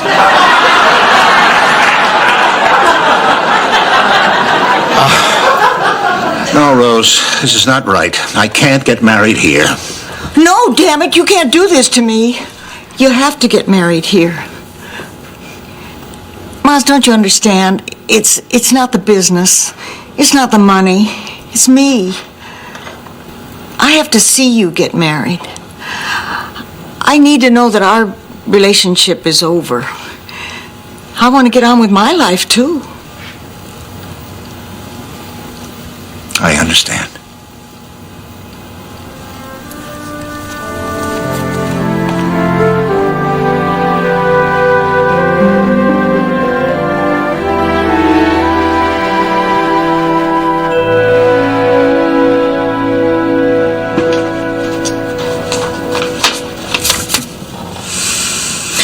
Aha! Ha ha ha! Caught you with your pants down. It's not exactly like being first man on the moon. I can't believe this, Blanche. You're the embezzler. I'm not embezzling. I'm just taking some money. Yeah, and Mickey Rooney's not short. He's just a couple of blocks away.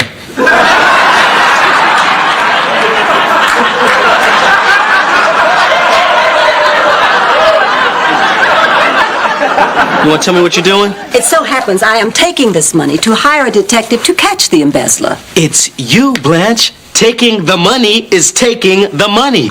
You're embezzling. No, this is for business expenses. Well, did you put a receipt in the cash drawer? Now, why would I put a receipt in the cash drawer? It's my money. Blanche, the cash drawer is not your cookie jar. That's the business's money. What you're doing is embezzling. Whoopsie! Silly me, I do this all the time. I guess we don't need to hire a detective after all. No, wait a minute. That's it? You stir up all these accusations and mistrust, and now you're just going to walk away? You are right. I owe you all more than that. Thank you. I'm going to buy a new dress to look pretty for you.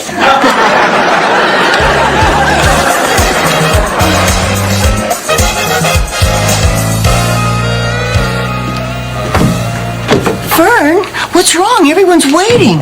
I don't think I can do this. I'm sorry, Rose. It's a beautiful wedding, but I just can't go through with it. Why not? It's Miles. I looked out there and I saw him standing with the minister and I panicked.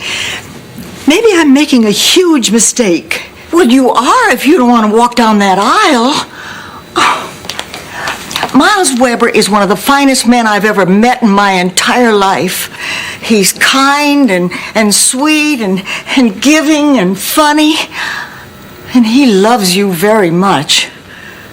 You're a lucky woman, Fern. Don't throw that away. You're a beautiful person, Rose. Why would Miles pick me over you? Well, I guess he'd rather have someone to look at than talk to.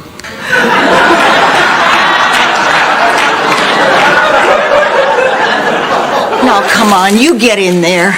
I don't want to see you again until you're Mrs. Miles Weber.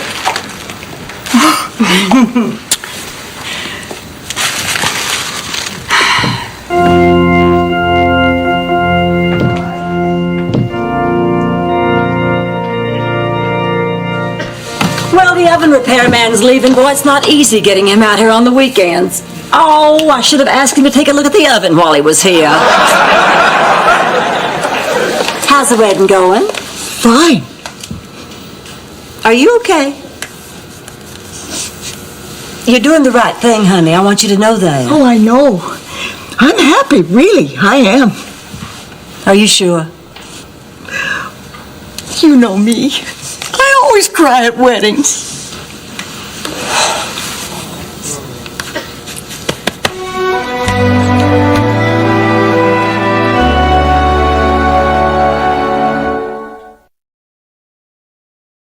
Well, look, I can't figure this out. I just checked the book again, and there's still $100 missing. Well, it wasn't me this time. Now, you keep looking for that. If we don't find it, heads will roll. Man, I gotta get lucky.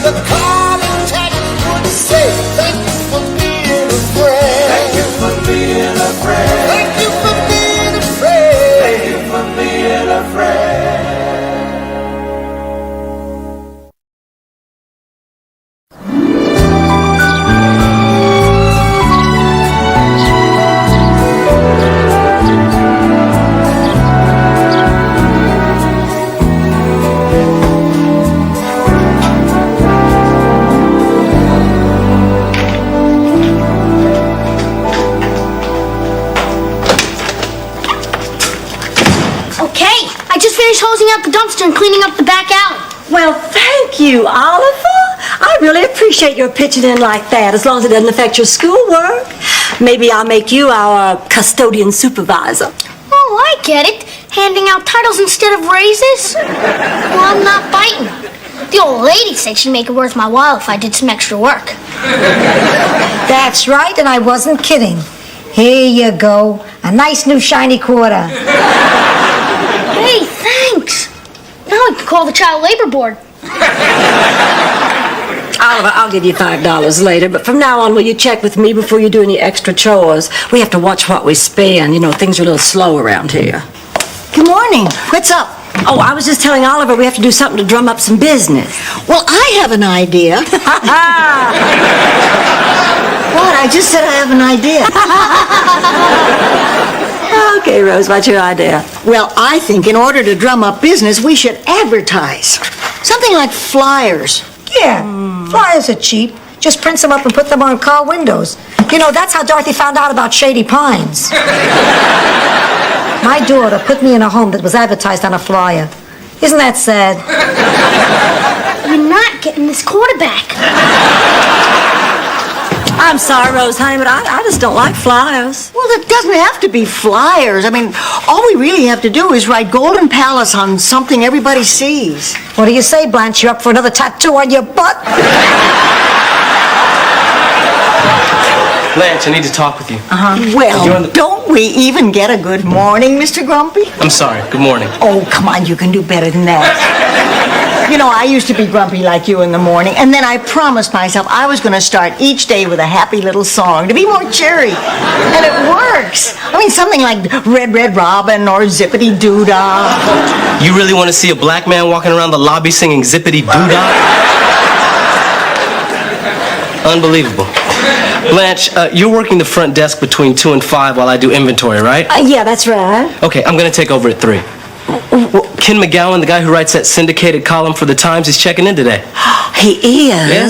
So I just want to make sure nothing goes wrong. So if it's okay with you, I'd feel more comfortable if I checked him in. Oh, well, I really appreciate that, Roland, but I think I'd rather handle it myself.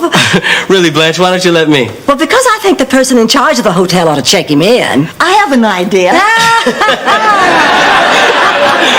No, really.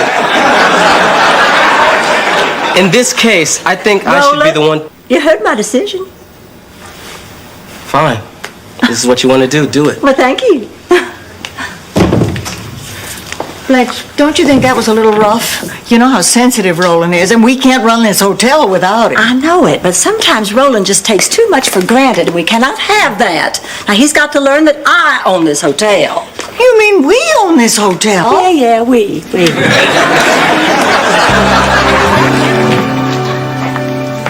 Hey, Blanche, ring the old lady's room and tell her to meet me in the lobby. All right, Oliver, but you really shouldn't call Sophia the old lady. That is disrespectful. Okay. No answer. Wonder what the talking prune is up to now. You're right on time. Let's roll. What are you all doing this afternoon? I'm handing out flyers with Talking Prune. I told you not to tell people my Indian name. Wait a minute. These flyers have coupons for free margaritas. Yeah. The plan is they come here, get loaded, we take their car keys, then they have to check in. See, it's part of my get drunk and wake up in a strange Hotel America campaign. You're not handing out those flyers, Sophia. Golden Palace. You can't stop me. You have to check in that VIP. He's got homework to do. So he'll repeat 1 year. Blanche, guess what? I went down to the television station to check on advertising rates for the hotel. Rose, I told you we can't afford that. Listen to me. And I ran into an old friend who's producing the Barbara LeGrant show. The afternoon talk show. Oh. Well, anyway, we struck a deal, and starting today, they're going to plug the hotel on TV. All we have to do is put up the guests from their show. Starting today? You did this without checking with me? Oh, well, I had to act fast. I mean, a lot of other hotels were after this. I thought you'd be happy. I am. I just wish you'd check with me first. I do check with you first. That's why I didn't run right out and buy the hotel mascot. Mascot? For the slogan I came up with. the Golden Palace. Not a bad place to stay. Listen to me. No sheep, Rose. No sheep, Rose. No sheep, Rose. That's all I ever hear from you. Hey, Blanche, who told Sophia to hand out these flyers on the corner? She got away from me. Well, I think it's hard to maintain the hotel's classy image with an old lady and a kid out front going, check it out, check it out. I'll take care of it later. Well, what are you doing here? You're not through with inventory already? Well, you said the person in charge should check in Mr. McGowan, and since you obviously aren't in charge here... Oh, wait a minute. Are you saying that I cannot run a hotel? I happen to make important decisions every day. I'm not looking for a fight here, Blanche. Who is this Ken McGowan anyway? Some hack writer for a two-bit tabloid? I'm Ken McGowan. And I'm a fan. Nice to see you again, Mr. McGowan. I have a reservation. Yes, indeed, you certainly do. I have put you in room 302, our largest suite. Okay. Perhaps Mr. McGowan would be happier in suite 306. It has a lovely ocean view. Okay. Yes, but 306 also faces the street. I'm sure he'd rather be in 302. Besides, I've already sent a basket of fruit up there. Okay. And champagne? Perhaps Mr. McGowan would like a little iced champagne after his long trip? Actually, I have a coupon for a free margarita. Okay. Well, I'll show you both of the rooms, and then you can judge for yourself. Okay. Just follow me, please, Mr. McGowan. Did you see that? He usurped me. Golden Palace? Yes, she is. Rose, it's a Jason from Unusual Pets. I can't imagine what this is. Probably a wrong number. Cancel the sheep. Yo, Oliver, can you give me some steaks? Yeah, sure. Thanks. That bread smells good. Chewie, where did you learn to cook? Well, when I was 18, I went to the Fashion Institute of Technology. See, I had this dream. I wanted to design clothes, make an impact, redefine the male image. Also, I drew number 7 in the draft lottery. So it was in the service that I learned how to cook. Well, here you go. Oh, thanks. Oh, man, this is frozen solid. Yeah. Sophia put all the meat that was in the refrigerator back in the freezer to make room for the margarita mix. She's expecting a rush on it tonight. See you later. Oh, man, doesn't Sophia know when you defrost meat, you have to cook it? If you try to refreeze it, people could get sick, maybe even die. Well, I'm ready to help. Hey, how about if I make a nice little hamburger first? Sophia, all the meat was ruined to make room for your margarita mix. So call up the butcher and order some meat. So call up the butcher and order some meat. Yeah, I could do that. Yo, Jose, it's Chewy down at the Golden Palace. Yeah, I need some meat for tonight. I don't care if it costs extra. I need it for tonight. Hey, what's going on? Look, I don't care about special delivery charges. I need it tonight. Hang up that phone. Wait a minute. The boss is giving me a dirty look. No, not Roland. The lady I told you about.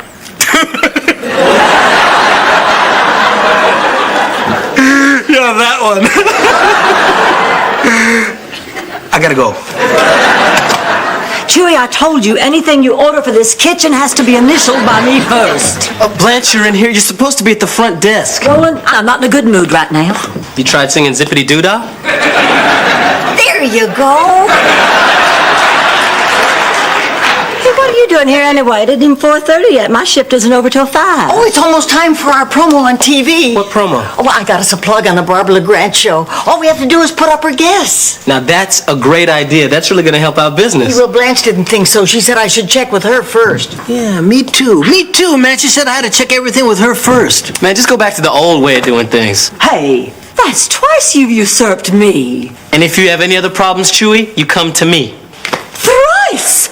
I got work to do.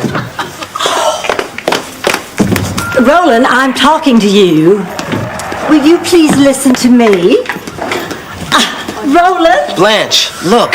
Everyone here is trying to do a job, but you're always on our backs. Just lighten up a little. Well, you seem to be forgetting that I own this hotel. We? Yeah, we. But I am course, you do not contradict me. Now look, before this fight gets any worse, I just want you to go on a break so I can cool off. Blanche, come here. Our promo's on. Oh. Guests of the Barbara LeGrand show stay at the lovely Golden Palace Hotel in Miami. Maybe this wasn't such a bad idea, Rose.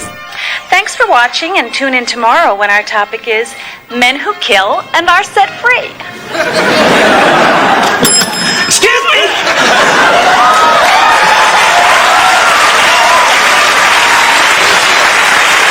I'm doing the Barbara LeGrand show tomorrow. Could I get my room, please? You'll have to see her. I'm on my break.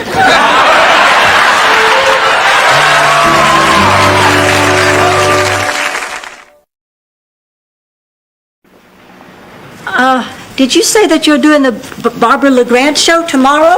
Yes, I'm a guest on the show tomorrow, and I'm very nervous about it, so I need a room that's very quiet. Our rooms are quiet. Of course, not so quiet that you wouldn't hear somebody if they scream for help. In that case, give me a room away from people. You see, I'm a loner. Nothing wrong with being alone, or Rose. Why don't you come over here and help me check in, Mr. Cosay, Gordon M. Cosay. And what does the M stand for? McRae. My parents were big fans of Gordon McRae, so all my life I grew up hearing, why can't you be more like Gordon McRae? How are you supposed to be more like Gordon McRae? I don't know. Maybe we give you a hand with your bag? Please don't touch my things. I hate it when people touch my things. Don't touch his things, Rose. Don't you worry about a thing now. Look here, we're going to put you in room 312. It's very quiet, Mr. McRae. Don't stay! McRae's just my stupid middle name. I'm going to my room now. Go with God. Happy hour! Who wants a free margarita? You look like you could use a drink. I really shouldn't, but what the hell?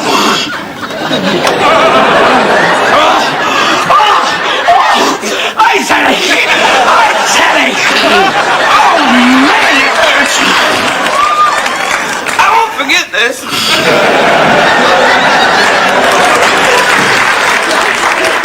We're all gonna die. Oh, yeah. He's okay. He's just one of those poor souls who kills people. We're all gonna die. Don't say that. We have a murderer in the hotel, and Sophia's giving him drinks. Oh, we're all gonna die. Yeah, and it's all your fault. Now, what are we gonna do? Well, you're gonna go tell him he has to leave. Me? Well, don't forget, you own this hotel. Rose, we. Yeah, we.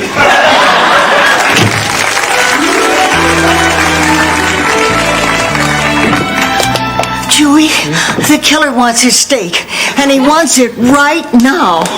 Yeah, well, I sent Oliver out to get him one. I don't think he'll wait much longer. Well, see if he wants another free margarita. I tried that. He's worried about what the salt will do to his blood pressure. Well, see if he wants some nachos or something. It's meat, man. We need meat. Okay, look, I'll just go out and reason with him, okay? I mean, even a nut can understand I can't cook a mistake if I don't have one. Look, I'll just explain the situation and have him order something else. Where's my meat? We need meat, man.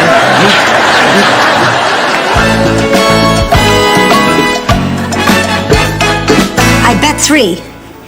You're bluffing, Grandma. I don't see any fruit. All right, a call. Pair of 9s. 3 threes. 3. Mama's gonna bake herself a pie. Want another one? Yeah, sure, why not? What's going on down here? Oh, Sophia got my pot. Oh, well, she's a good cook, too. I'm sure she'll use it well. No, not that pot. The other kind. All right, what in the hell is going on here? What? We were playing poker and she won. What'd you think? Oh. Wait a minute. Blanche, I'm shocked. Do I look like the kind of guy that would smoke marijuana?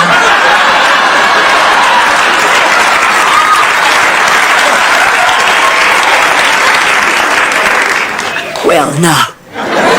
Damn straight, no.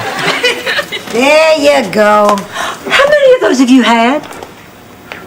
7. You can't drink that much tequila. There's no tequila in this. I'm just whacked out on blood sugar. Whee!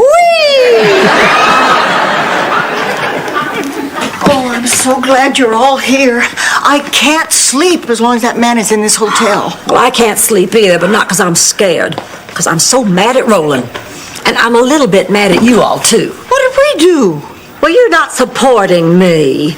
Rose, do you have any idea how important this hotel is to me? All my life, I've wondered what it would be like to run my own business. You know, I can remember when I was younger and wanting to go into business for myself. Now, I sat myself down and I said, what is it that I'm really good at that would make me a lot of money?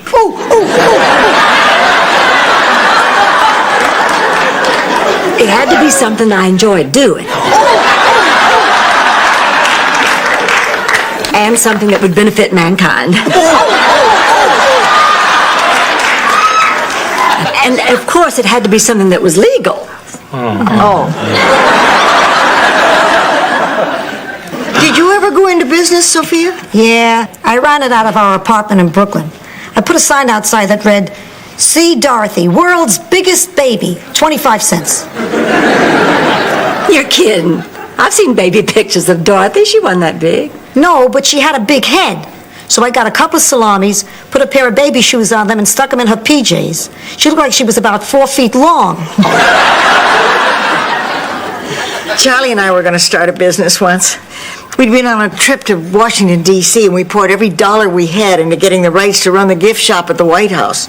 The White House belongs to the government. Private citizen can't run a gift shop there. I know. All right, I know. So you see, Blanche, we've all had our dreams, but we all want the hotel to work, especially Roland. I mean, you're getting mad at him for wanting the same thing you want. Roland's young. He has plenty of time for his dreams. Besides, he ought to apologize to me. I'll go to bed. Would you look in on Oliver? Yeah, sure. Good night.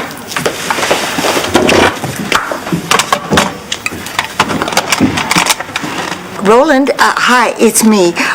Would you check on Oliver and make sure everything's okay? Thanks.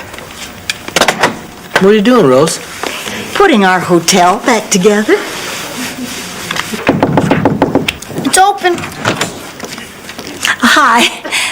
I just came by to say good night, honey. Thanks. Can we talk? Talk? Well, sure. What you want to talk about? Why do you hate Roland?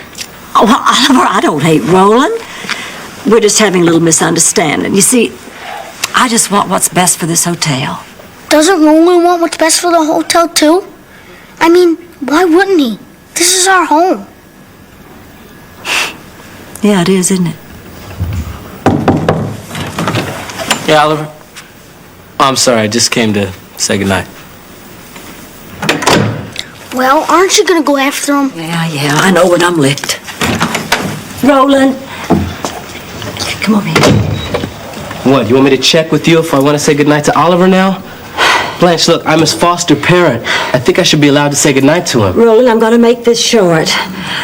You certainly do know a lot about the hotel business, so why don't you continue doing what you were doing before I started my little reign of terror? That's it? What do you mean, that's it? I don't even rate an apology? That was my apology. Excuse me? No.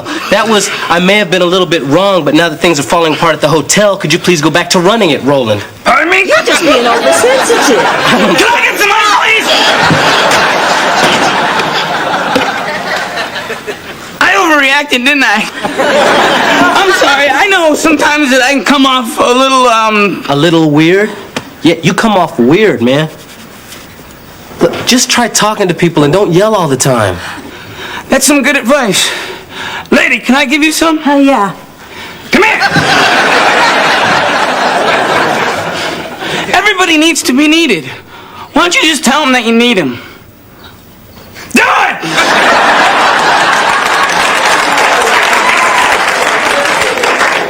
I need you. I need you too. Sweet dreams!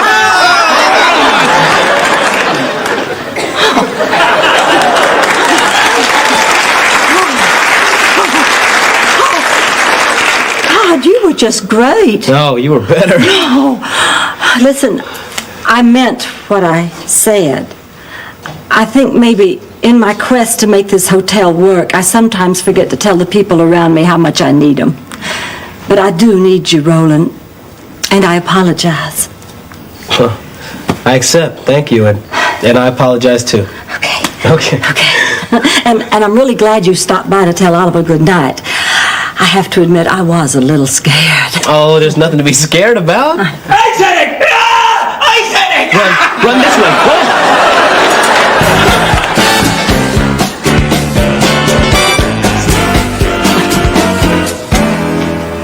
Oh. Look who's up. Good afternoon, sleepyhead. How's that sugar hangover? Dry up your round-heeled mattress, queen. What a zippity-doo-dah day. Good afternoon, Sophia. I'm gonna hurl. Hurry up. The Barbara LeGrand show's coming on. Don't you want to see our guest? Oh, yeah, that poor man. You know, he was kind of sad when you think of it. And welcome. Today's topic, men who kill and are set free. Just look at him, that poor, sad, scared thing. My first guest is from the Gainesville Prison for the Criminally Insane. Head psychiatrist, Dr. Gordon M. Cosset. Do you believe that? He's a psychiatrist. Well, I guess I didn't make such a stupid mistake after all. You know, Barbara, murderers need a stress-free environment. So I just want to say to all the killers on the panel, if you're looking for a place to relax, I highly recommend the Golden Palace.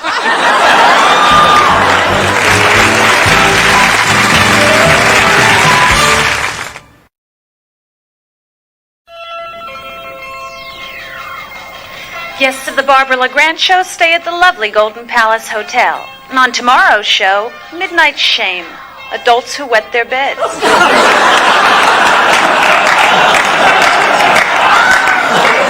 There's something we're used to, huh, babe?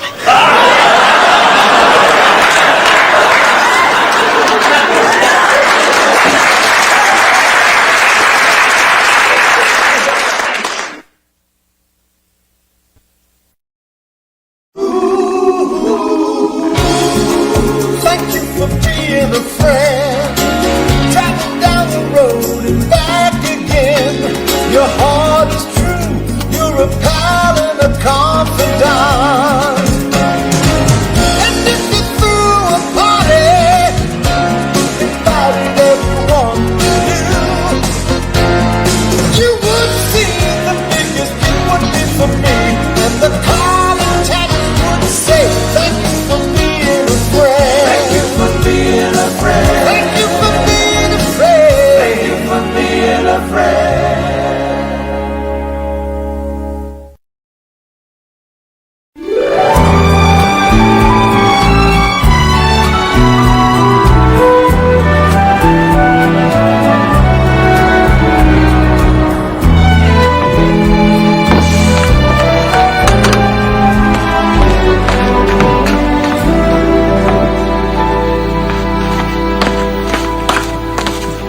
A dead fish!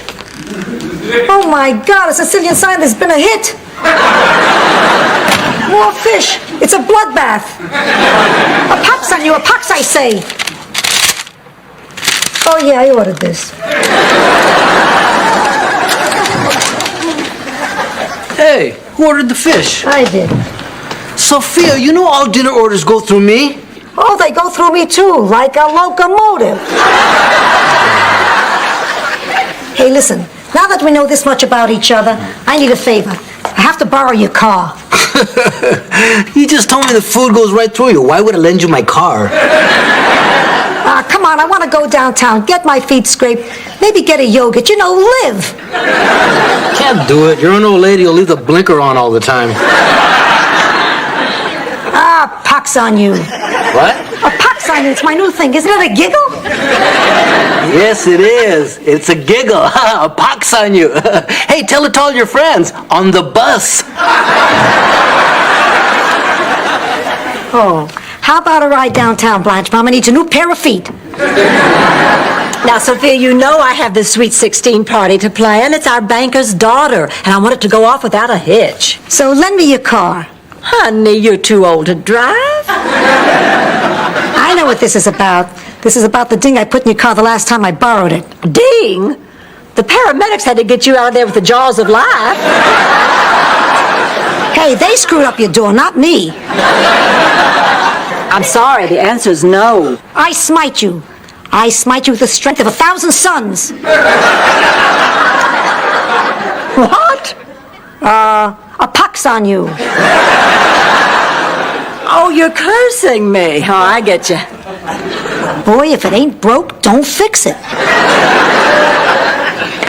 Blanche, where are all the pens? Oh, I threw them out. I ordered personalized ones that say compliments of the Golden Palace. I thought it was classier. Blanche, I don't know why you're wasting your time with pens. I mean, we've got the Sweet 16 coming up for our banker's daughter, and he holds the note on this hotel. Now, if this party fails, the onus is on all of us. Wait, what'd you just say? Onus. Oh, never mind. You're eating another sandwich? I haven't been eating that much. As per your orders, Blanche, I'm keeping the meatball subs coming. Oh, all right, then I'm eating. Well, I'm frustrated. That's what I'm saying. We need to talk about this. I'm sexually frustrated. I don't want to talk about this. It's a fact. You know, I think I replaced my sex drive with a food drive. Oh, yeah? Maybe tonight you'd like to try a little Mexican? Truly, are you coming on to me? It's just a diversion. We're running low on meatballs. Poor thing, he doesn't have a prayer. Because tonight I have a date with the most wonderful man who has ever come into my life. His name is Ernie Niles. Ernie, oh. Tonight, but we're auditioning entertainers for the party. This is important, Blanche. Oh, honey, I'll do it tomorrow, but I need this tonight, please. He is such a charming man, and he's so witty and bright, and he is really cute. Ernie, oh. This is nauseating. I can't stand here and listen to this. He's cute. Blanche, I've never met a cute man. Men are not cute. If you want cute, you date Winnie the Pooh. Winnie, oh.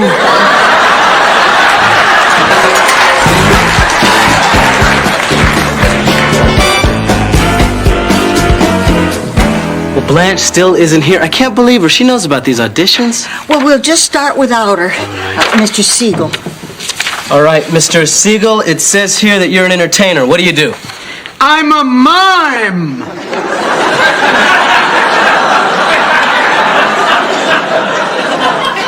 Are you perhaps an escaped mime? Anytime you're ready, Mr. Siegel. And now, a man trapped in a box. A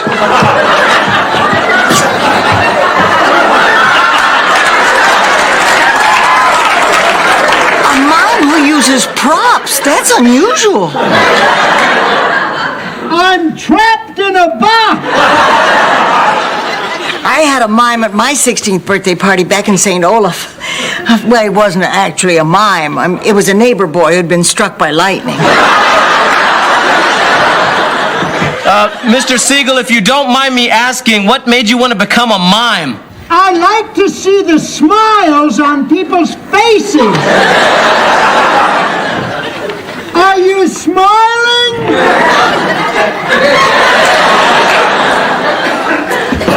Hey, Chewy. Gorgeous ladies of wrestling are coming to Miami. Want to drive me down for tickets? Hey, just like in junior high, man. Some white kid would buddy up to me because I was the only 12-year-old with a car. At least I knew how to get one. I'm sorry, kid, I can't go. Could you lend me some cab fare? No, Oliver, I'm not giving you money for a cab. Thanks a lot. No, this isn't Roland Wilson. What's my name? Hey, man, who is that? Yeah, man, who is this? Oh, it's a guy from the government. The name's Bob. Bob Clark. With a B. As in born here. Yeah, white man. Damn near an albino. Yeah, I'm just a whitey named Bob. B-O-B. Bobbo Bobbo. Give me the phone, Bob. Hey, man, I'm telling you, white it up. Hello, this is Roland. Can I help you? It's a guy from the Department of Social Services. They're checking up on Oliver. Oh. Hey there, hi there, ho there. Yeah, could you speak up? I can hardly hear you over the Pat Boone in the background. Hey, good white guy, man. Oh, she is? Okay, that's great news. Thank you. What's up? That was about Oliver's mom. Apparently she's out of rehab and the court feels that she's ready to take Oliver back. Hey, that's great. That's what you always wanted for Oliver. Yeah, I know. So why do I feel so lousy?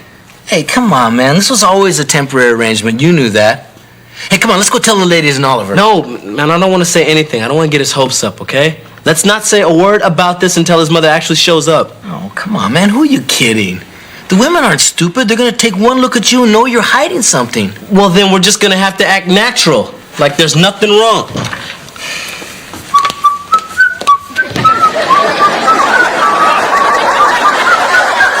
Wait a minute. What is this? Oh, yeah, Yankee Doodle.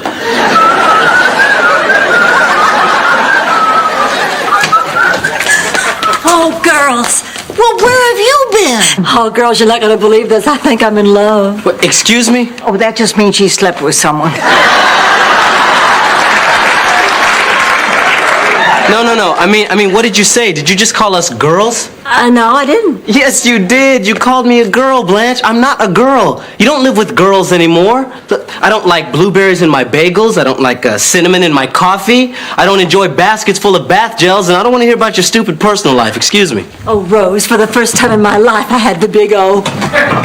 Say what?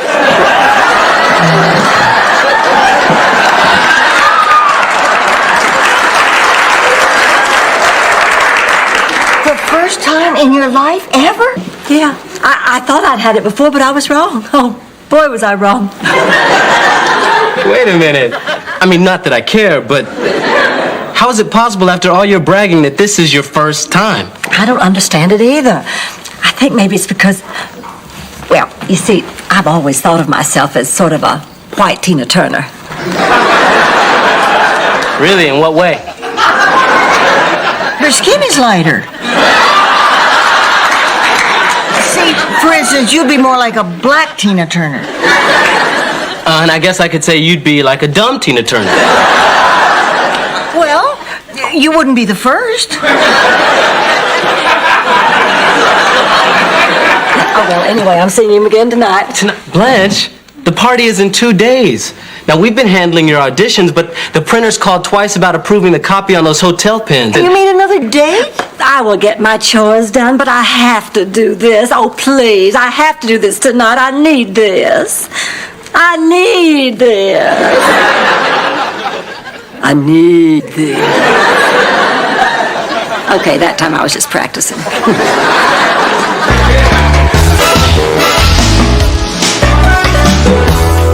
Hey, Roland. Boy, that Oliver is something, man. He's on me again to take him to a wrestling match.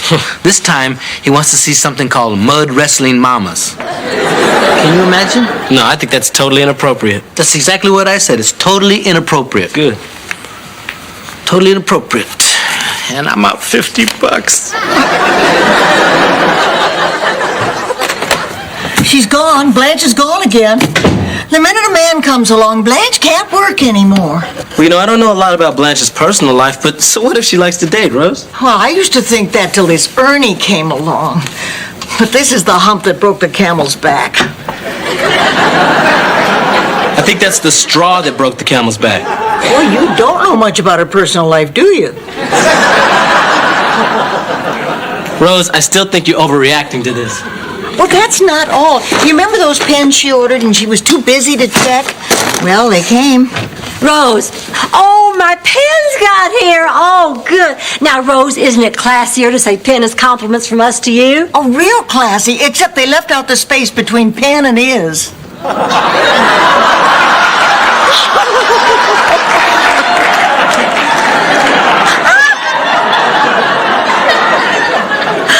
What a funny little typo.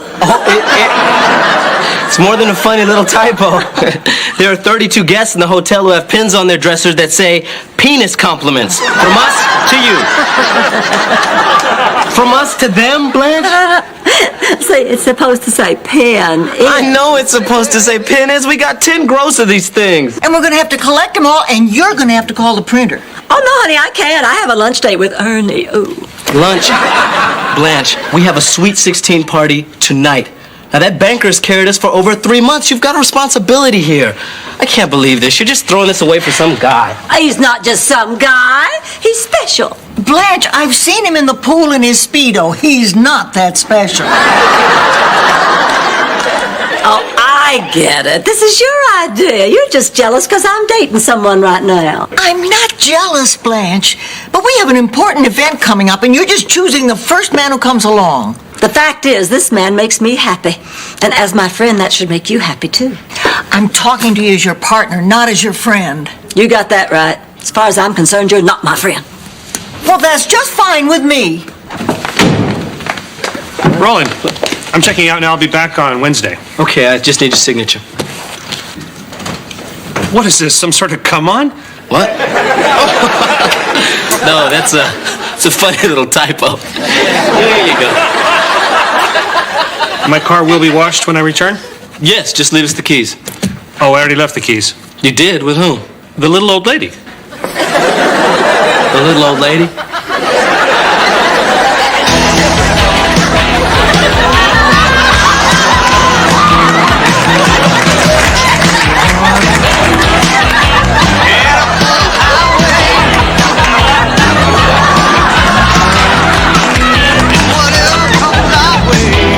Boy, this car's got a good radio. Oh, thank God. You hear it too?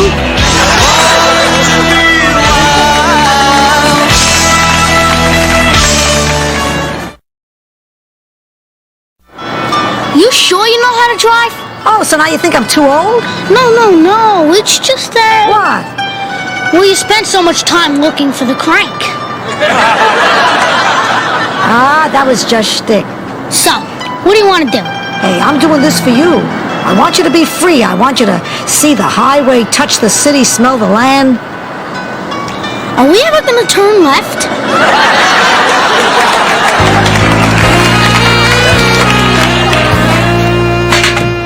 Any news of Sophia and Oliver? I just called the cops. Nothing. Hey, you guys got nothing to worry about. Man, when I was a kid in East LA, we used to go joyriding all the time. I remember we'd get a bunch of guys in the car, we'd go down to Tijuana, man, we would... Maybe it wouldn't be a bad idea if you got a number of a good bail bondsman. I just called the boys' club in the senior center. They're not there. Oh, I just feel so awful. I was so insensitive to Sophia. Now she's gone. I know, I feel horrible. I was insensitive to you too, wasn't I? I am sorry, Rose. Oh, I forgive you, Blanche. And I forgive you, Rose. And Roland, I forgive you. Yippee skippy. I guess maybe I was having trouble balancing my work and my time with Ernie. Oh. But, girls, I think I've come up with the perfect solution. All right, that's it. But you haven't heard what it is yet. No, you just called me a girl again. No, she didn't. Yes, she did. I think I know when I'm being called a girl. I want it to stop, okay, Blanche? I'm not a girl, right? Whatever.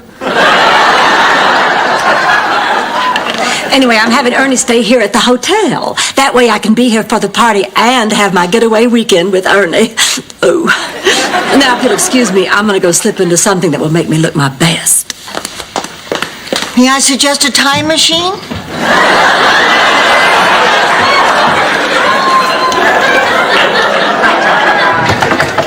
Hello. Yes, can I help you? Hi. Roland. I'm Paula Webb, Oliver's mother. Oh, you're Oliver's mother. It's nice to meet you. This is Chewy. Hi, I'm Chewy. Hi. I've heard a lot about you. I'm glad that you're, doing better. I'm doing great. I was lucky to find such a good hospital. And I gotta say, I was lucky that Oliver found you.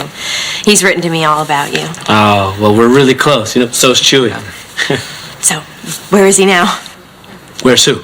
Oliver? Oh, where's Oliver? I thought you meant where's Chewy? Me too. I thought you meant where's Chewy? Well, where is he? He's right there. I'm Chewy. You know, I wanted to surprise him. That's why I came in the back door. Oh, you wanted to surprise him. She wanted to surprise you. Boy, I can see why Oliver likes it here so much. Yeah. So really, where is he? Well, actually, right now he's out with one of his foster grandmas. Okay, I'll come back later. Okay. His grandmother. I mean, she's okay, isn't she? Oh, yes, and we feel that she is a really strong role model for the child, and by spending time together, she's showing the boy a real healthy respect for authority. Ma'am, do you have any idea how slow you were going? Bite me.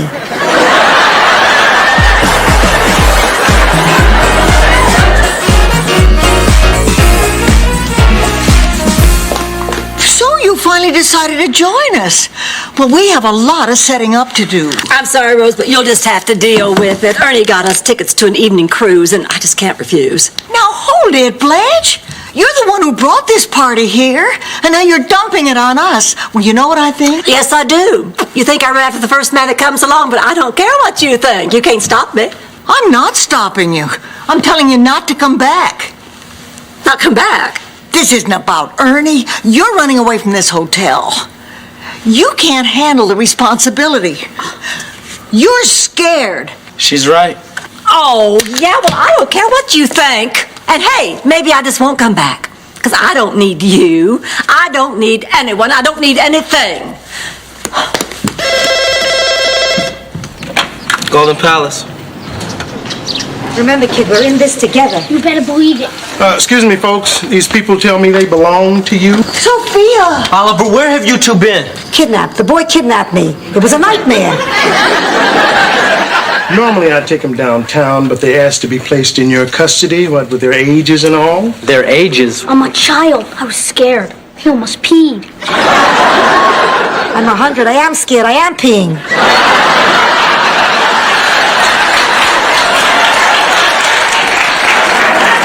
You know, if you take better care of these two, they might not run away. Oh, I'm gonna take care of them.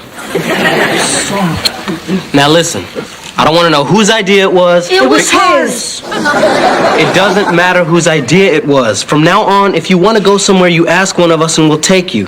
Now you gotta promise, no more joyriding. We promise. Thank you. Am I grounded? No, just the ringleader. Hey, look who's back. Did you tell him the good news yet? No, tonight, man. I'll tell him tonight. Oh, okay. Well, I learned my lesson. Yeah, me too. Excuse me, is anyone on duty? I got my motorcycle and sidecar out in front. I need to park it.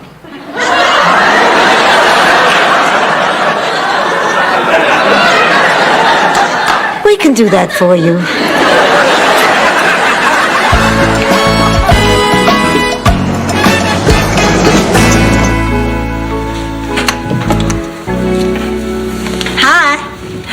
Hi. I'm back. I can see that. I thought you were going on a cruise. Well, it just didn't work out with Ernie. It was something he said. Oh, did he say you were irresponsible? No, Rose. What he said was... Your hair. He made fun of your hair. No.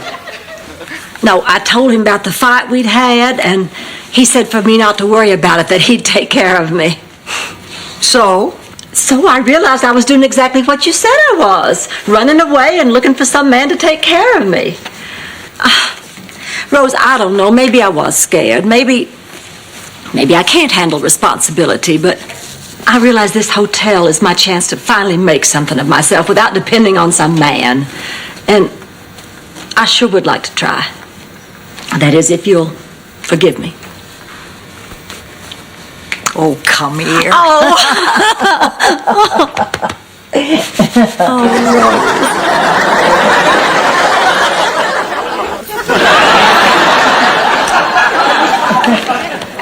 It is so good to be back with you all. Hey, where's Oliver? Oh, honey, Oliver's gone. Gone? His mother came back, and she's doing great. He was so excited to see her. Well, that's wonderful. Yeah, isn't it great? Yes. Yes, he must be so happy. Of course, after...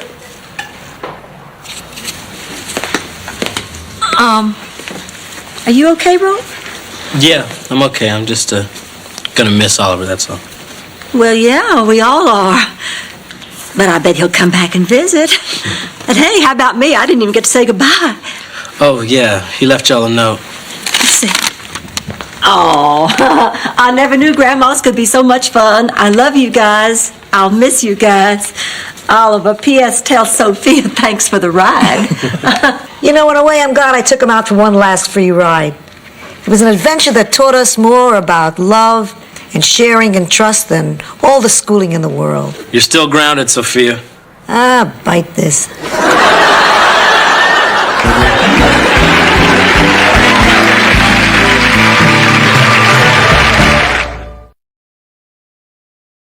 What do you say? We get up real early and clean this place up. I'm beat. Oh, yeah. me I'm for too. that. Uh-huh. Night, Blanche. Good night, Rose. Good night, Ann. Night, Rose. Good night. Are you smiling?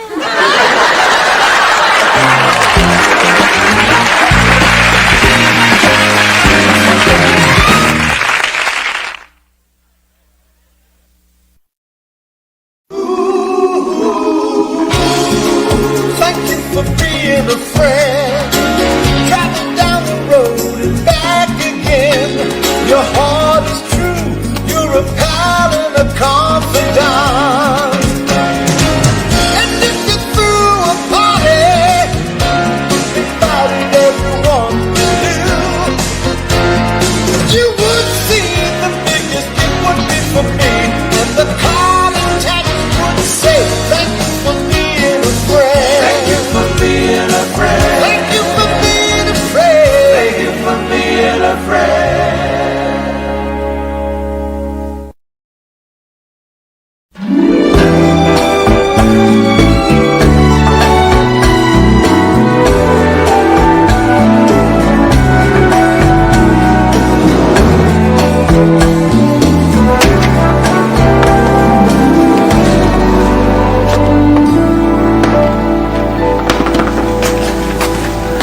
Hey, what's this?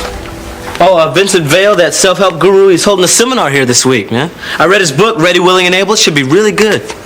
Ready, willing, and able. Hey, I saw that movie on the Naughty Network.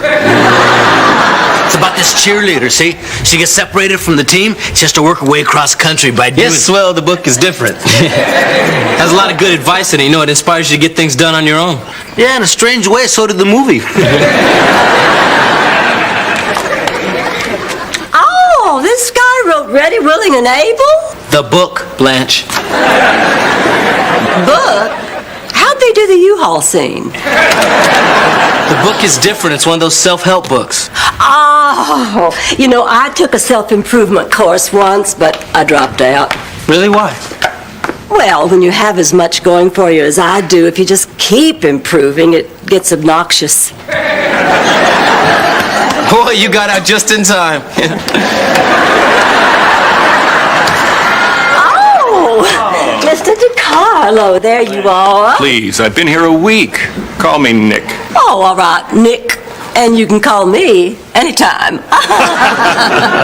I mean that. Well, thank you. You know, I haven't seen nearly enough of you during your stay here with us. Blanche, I see you every time I come in from the pool. I know, but you always have your robe on. I mean that. Hello, Mr. DiCarlo. You're up early this morning. Oh, it's hard not to be after that wake-up call you gave me. Oh, that's an old St. Olaf custom. Rise and shine. Here's a peck on the face. Give me a little smile. Hoist me by the waist. Fill the tub with water. Spank me like your daughter.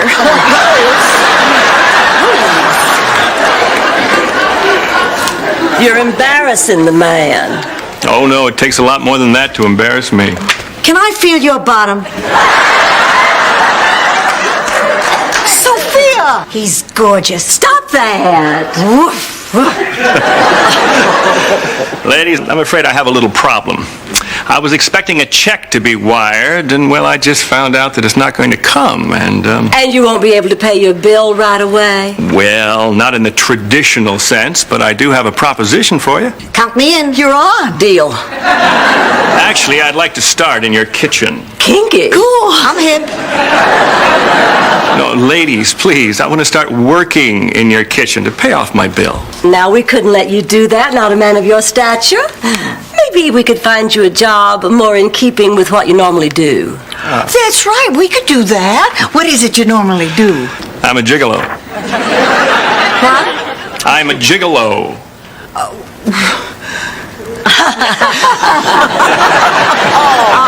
You had us going there for a minute. No, what do you really do? I find wealthy older women, become romantically involved with them, and they support me with their money. I got 20 shares in Nabisco. What would that get me? Well, you ought to be ashamed of yourself, Mr. DiCarlo. You're nothing like I thought. That's right. And it looks like we will be putting you to work in our kitchen, doing dishes. And because we despise you so much, you'll have to do it without your shirt. Why not? We own him. You know, I've been thinking about switching careers. What do you have to do to become a gigolo? Well, first you have to look good in suits. I can do that. Second, you have to be courteous and complimentary. Yeah, I can do that. But most important, you have to be able to have sex with women you aren't attracted to. Wow. I've been training for this job my whole life.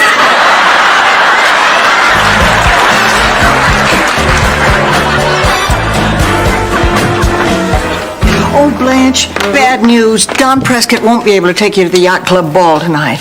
What? Oh! Well, that's what I get for lining up a blind date for the biggest event of the year. He better have one hell of an excuse. He died. And? Blanche! Well, I'm sorry, but you don't know what this dance means to me, Rose. All my friends are going to be there. And I bought a really expensive dress just for the occasion. Blanche, Don died. It's a fabulous dress. Excuse me, I couldn't help overhearing. I'm available tonight. I could fill in for the deceased. Oh, that isn't necessary, Nick. All Don has to do is lie there.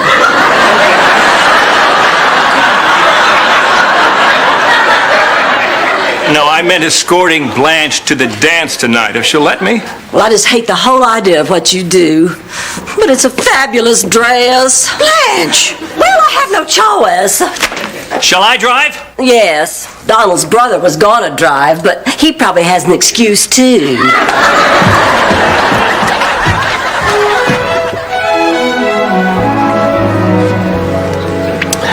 I can't believe I let you talk me into this, man.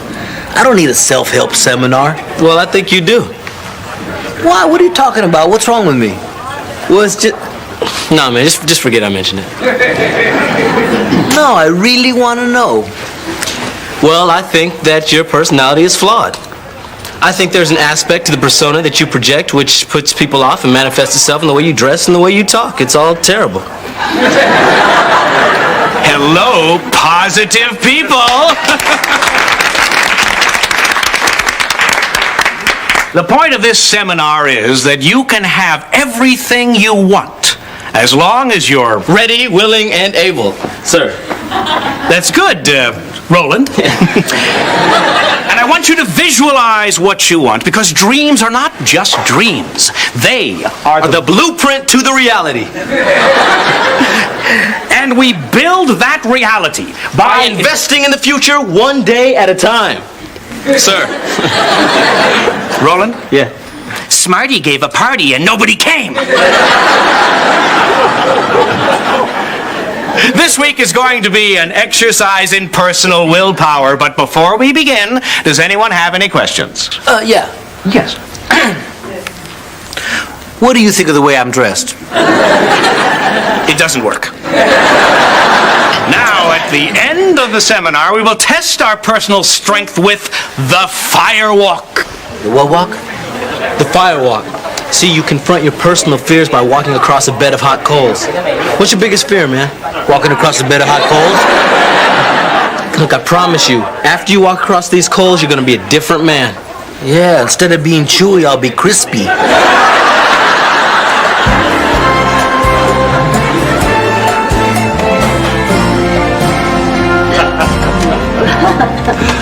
Well, I just want you to know I had a really good time.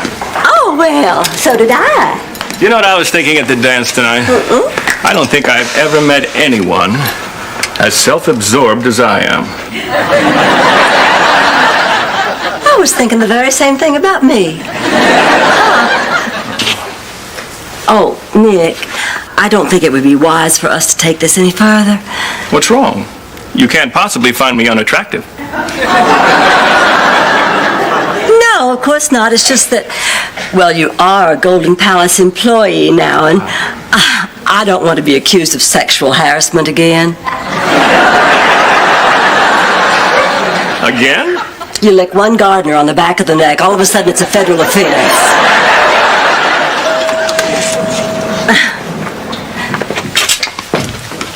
We both know it's in our best interest to ignore the unquenchable yearning that burns like a fire in our bellies.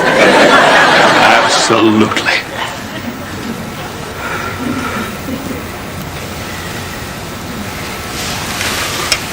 Not the hair.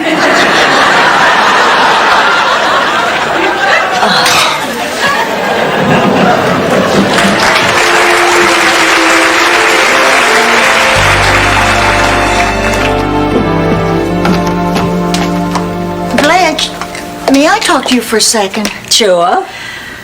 I've been worried about a certain relationship you've been having lately. Rose, if this is about Nick and me, I don't want to hear it. All right, in that case, I want to tell you a fable. About? The grasshopper and the gigolo. Now listen to me. Once upon a time, there was a grasshopper who made a lot of noise by rubbing her legs against, well, anything that moved. Rose, look, I can take care of myself, but thank you very much for your little grasshopper story. All right, but don't blame me if you end up being rolled on the kitchen table and dipped in chocolate.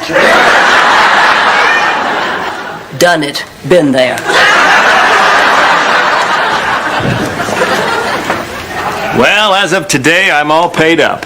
Already? Sophia gave me time and a half for doing the dishes in my Speedo. Well, now that you're a free man, what are your plans? Actually, being with you has made me think of getting out of this gigolo business. Really? Mm-hmm. Well, what would you do? Well, my brother owns a hardware store in my hometown, Carlinton, Indiana. He's been trying to get me up there for years. Maybe it's time to do that. Oh, no, Nick, don't go. Oh, we're having so much fun here. Why don't you just stay here with me while you look for a job? Well, you can always help out around here. Well, it has been nice. Even if I do have the hands of a longshoreman now. Oh, your hands are much softer than theirs were.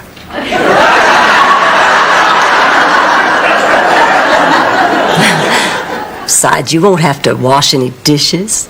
What will I have to do? Well, don't worry. We'll find something.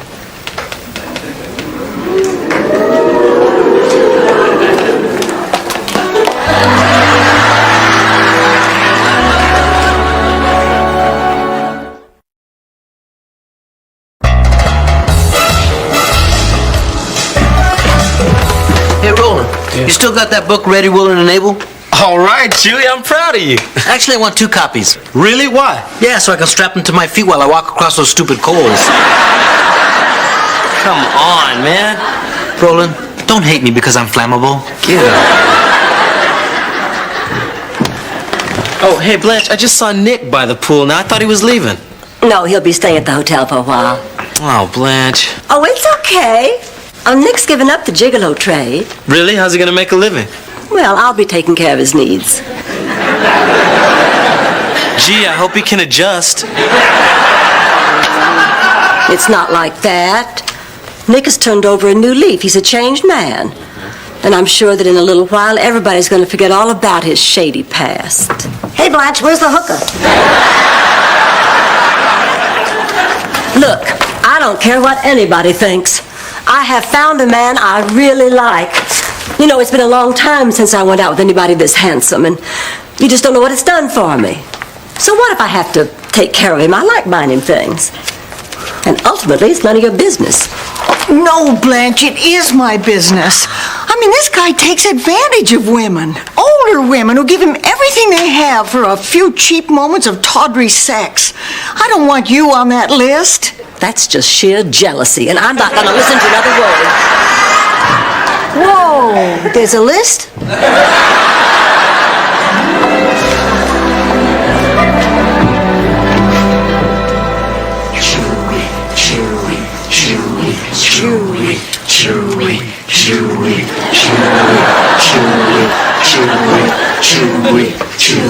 Chewy. We're waiting.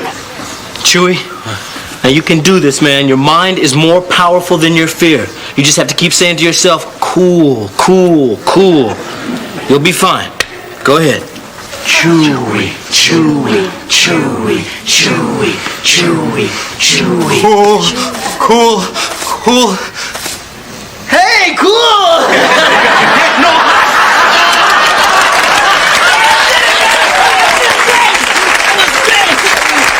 Okay, buddy, go get him. You know, there's really no reason for me to do this. I mean, I'm somebody who's already got his act together. I'm already making my dreams come true. You're chicken, aren't you? And I don't want to be barbecue chicken. Hey, Roland, you can do anything, man. Look at all you've accomplished, huh? Okay, you may be a little bit scared. Okay, you're not scared, okay. But you've got the power, and you're not a quitter. Your feet hurt, don't they? They're killing me. But that's not the point. If you want to make your dreams come true, you got to do this. Now, come on, man. I got faith in you. Come on, Roland, you can do this. Get up there. Just think. Concentrate. Rolling, rolling, rolling, rolling.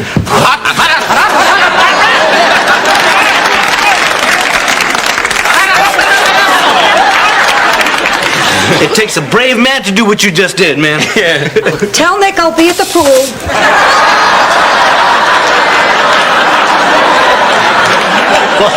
A brave man or an old lady with no circulation in her feet. Teeth as white as ivory, skin as smooth as marble, lips as succulent as fresh fruit. That's beautiful. Now let me tell you some of the things I like about me. Breasts as pert and bouncy as Mary Lou Retton on a trampoline. You really are a very special lady, Blanche. Oh, I think you're pretty special, too. I just wish... Oh, never mind. What? What is it? Well, Blanche, now that I've turned over a new leaf, it just bothers me that you pay for everything. Oh. Why am I letting you do it? I hate myself for that. Oh, you pay for my room, my food, my suits, my shoes. I didn't tell you to buy new shoes. Well, I picked them up when I got the suit. I just feel it's time for me to make a change. So, I want to propose something to you. Oh, Nick. What are you suggesting? That we get married? Oh, no, Blanche, I wasn't going to ask you to marry me. I was going to propose that I go back to Indiana.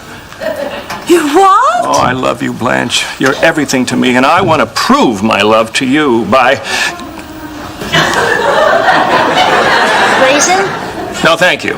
You sure? I'm fine. Because it's amazing how something so wrinkly can be so tasty.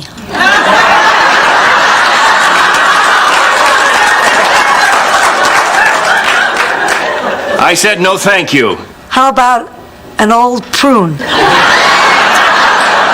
Sophia. That was a double entendre. Yeah, I know what it was. Here, now you just get out. Get out. Anyway, Blanche, I want to take care of you. So I'm going to swallow my pride, work in my brother's store, save up some money, and then come back for you. Nick! Yeah. Oh, you don't know how happy this makes me. Oh. Oops. Want to pick that up, Nick?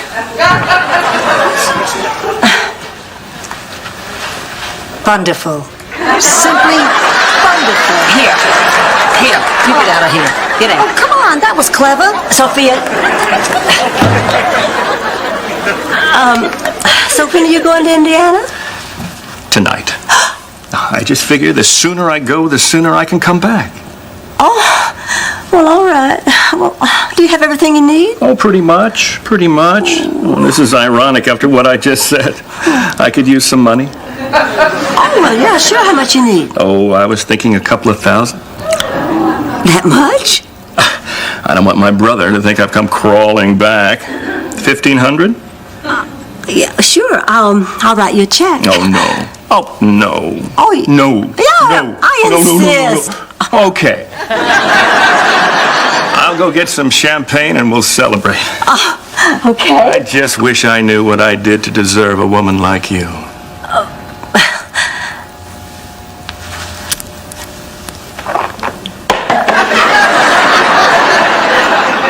I'm not picking that up, Sophia.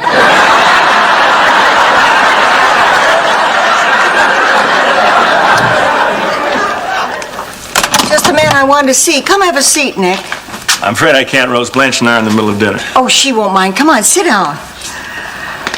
I made some calls, and I found out there's no such place as Carlington, Indiana. Your hometown doesn't exist. How do you explain that? Okay, it doesn't exist. You're not a gigolo, Nick. You're a con artist. And I have a feeling there are quite a few people who'd like to see you. I'd hate to have to tell them where you are. You're going to ruin this for me, aren't you, Rose? Wait! Can I at least say goodbye to Blanche? Make it quick.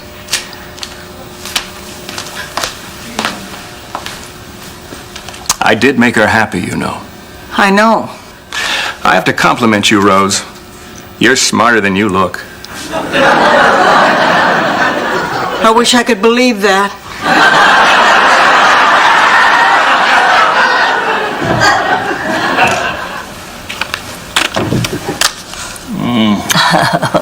Here's the money you wanted. Oh, and then some. Well, I wanted to get you off to a good start. It'll bring you back to me that much quicker. Oh, sweetheart, I'm at a loss for words. Some words just came to me. You know, I can't take your money. Although, believe me, I'd love to. But if I'm going to prove to you that I can make it on my own, then I'd better get going. So I'm going to leave behind everything you bought me. Even the shoes? Surely you can take the shoes. No, I really can't. Well, I certainly do admire your determination. Wait. I'm going to need more than these to tide me over.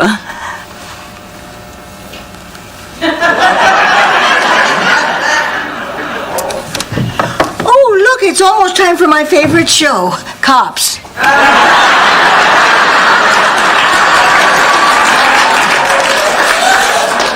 Gotta go. I'll just slip out the back. See you soon. Yeah. Did I interrupt something? Nick's going home to Indiana to work in his brother's hardware store. Well, that's a surprise. He's coming back for me when he's saved up enough money, and I really love him. I just hope he'll be all right. He has no money, he has no shoes. Oh, he'll be just fine, Blanche. Hot. Just fine.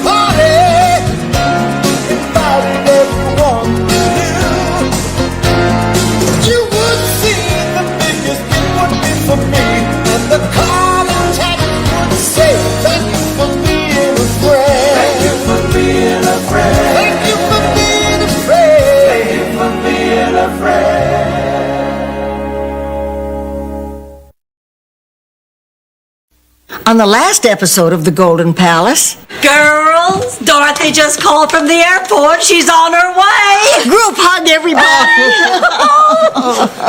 Well, I think that Ma's much too old to be working this hard, and I want her to come back to Atlanta with me. What? Oh, Rose, I want to thank you for yesterday. You know, you were the only one that didn't give me any grief about marrying Beverly. Well, I just figure it's your life. I mean, if you want to throw it away marrying some cheap tart in a drunken stupor, who might object? I can't choose between my own daughter and two women I think of as daughters. I'm sorry. I just can't. Well, I don't understand. What does this mean? It means Sophia has run away.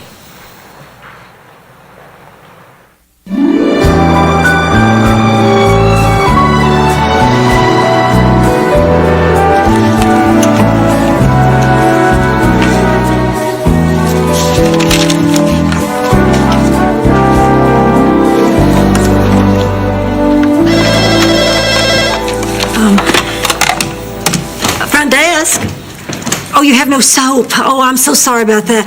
We're a little short-handed right now. One of our maids ran away, and two of our maids have gone to try to find her. I'll get some soap right up to you. All right, thank you, so let's see, that'll be 303. Front desk. Oh, I'm sorry, those towels are on their way.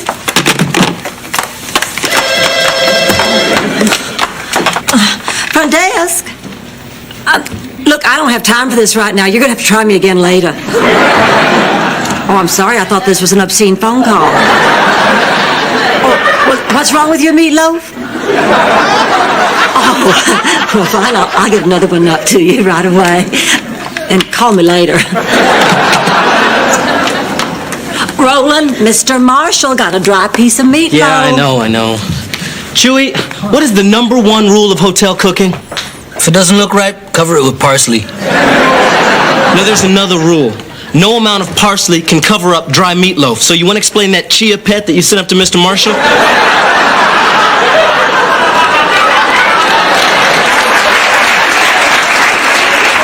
I made a mistake. Big deal, man. Name me one other time I made a mistake. Chewy, you just got married to a complete stranger after having a single shot of tequila. Name another one.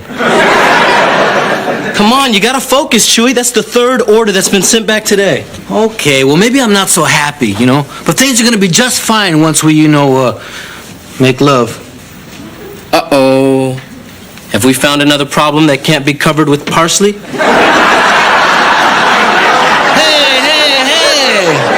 Hey, it's her, man. Oh. She says just because we're married doesn't mean she has to act like a tramp. I mean, I was upset at first, but then I realized, hey, I'm lucky. I'm a lucky man. Lucky. Chewy, listen to me. You are married to a woman who you don't know, who won't sleep with you. You are this close to losing a job that you desperately need to pay for a car you can't afford. You were a spotted owl in the forest of life, Chewy. God needed to laugh today, so he chose you. Is this like what they call tough love? Man, get out of here. Oh, Dorothy, any luck finding Sophia? No, and I went to all her usual hangouts in the mall. Did you try that geriatric shoe store she likes to hang out at? What's the name of it? Oh, still kicking? Haven't seen her since last week. Well, did you try the police? Yes, but they told me not to expect much because her description fits half the women in Miami and a quarter of the men. Oh, this is ridiculous. We're never going to find her. Now, don't you lose heart. Rose hasn't checked in yet, and she's a good little detective. Well, she's not at Kittyland. Rose, what would she be doing at Kittyland? Well, I usually go on the little boats. So, did you win any prizes today? A plastic monkey. You're making fun of me, aren't you? Oh, girls, let's not be mean to each other. Now, that won't solve anything. Well, there wouldn't be anything to solve if you would let me take Ma home like I wanted to. Since when is this my fault? Since you started forcing my mother to do hard labor. I don't believe you said that. Oh, if I were a lady, I'd deck you. You try it, I'll have you on your back so fast you'll think you're out on a date.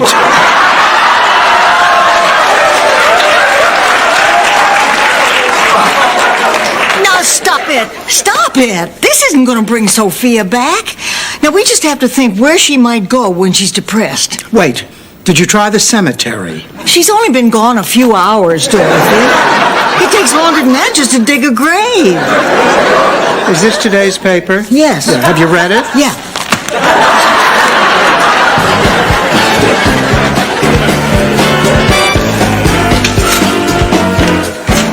Oh, Chewy, any news of Sophia? Nothing yet. Oh, don't put away that cheesecake. This is an emergency. I think I'll join you. Dorothy's just going to kill us. Well, I don't care. I am just so mad at Dorothy for telling us that we work Sophia too hard. Why, she's got a lot of nerve. Yeah. I still think Dorothy's full of beans, and I'm not scared to say it right to her face. Say what to my face? I think you look good in jeans.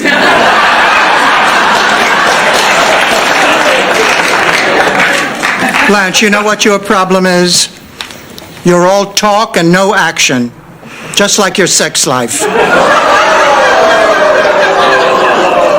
What are you saying? Are you saying I'm not a tramp? Then why do you think they called me the female Ted Kennedy? Because you look like him. Now, if you'll excuse me, I have to go find my mother. Oh, Dorothy, sit down. We're just running around in circles. Have some cheesecake. I don't want any damn cheesecake. I want my mother. Or are you all too thick to understand that? All right, Dorothy, that's enough. Ever since Sophia ran away, you've screamed and yelled and in general acted like a monster to me and to Blanche. And I'm telling you right now to cut it out. Or what? Or this.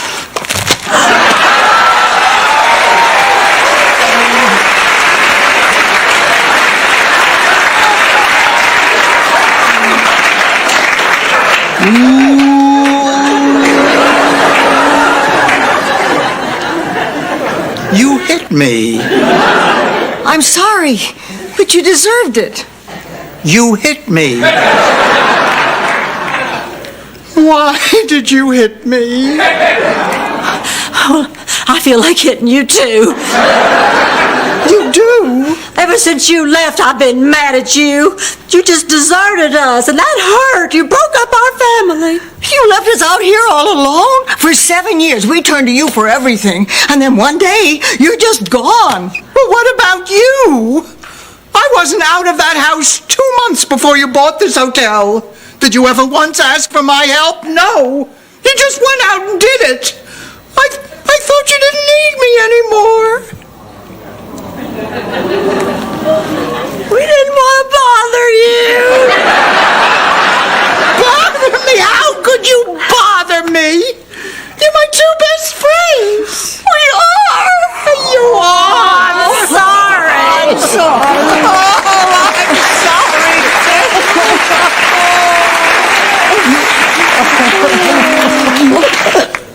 And Rose, you hit me once more.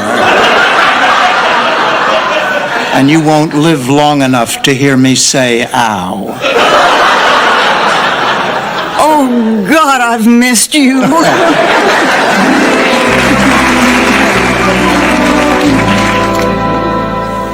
I'm looking for Chuy Castillos. You're looking at it, man. What can I do for you?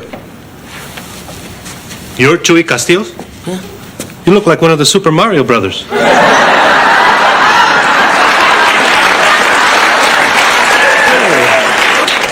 Usually I get Brando and Viva Zapata. So, what can I do for you? You're the guy that Beverly chose over me? Who are you? I'm Ramon. She never told you about me? I'm the man who went steady with her, went to the prom with her, and have been in love with her since we were both 14. Oh, well, I'm the guy who just skipped all that and married her after a shot of tequila. Well, you're a lucky man. She's a wonderful, beautiful woman. I'm here to congratulate you. Hey, thanks. And just to let you know that if you ever do anything at all to hurt her, I'll kill you. I really will. Look, she's coming right down. Why don't you talk to her, man? No, cannot interfere with her life. I don't want her to see me. I don't know why she's chosen you, but she has. So, once again, congratulations, Kill. Oh, Chewie, did you just break it off with Beverly? No, I didn't. Oh, Rose. Hold me, Rose. Oh, there, baby. When did Rose become the strong one? I don't know. Looking for the manager? That purse? Where'd you get that purse? Yeah, some old lady left it in the back of my cab this morning. Looks like Ma's. Let's see. Bingo cards, brass knuckles, pocket edition of 101 Jokes for the John. Yes, this is Ma's. Where did you take her? Well, got the log sheet right here. Let me check. Let's see. Picked her up, Golden Palace 705. Dropped her off at a place called Shady Pines.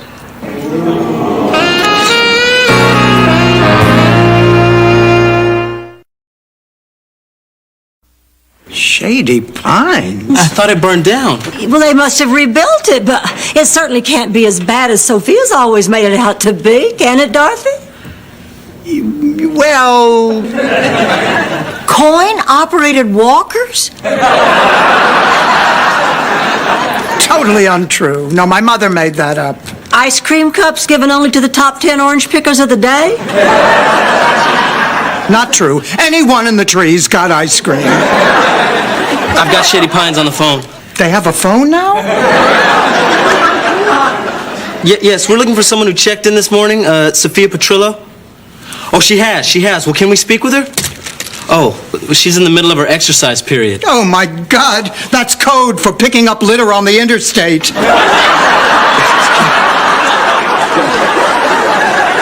Ma? It's me. Honey, what are you doing? You sound out of breath.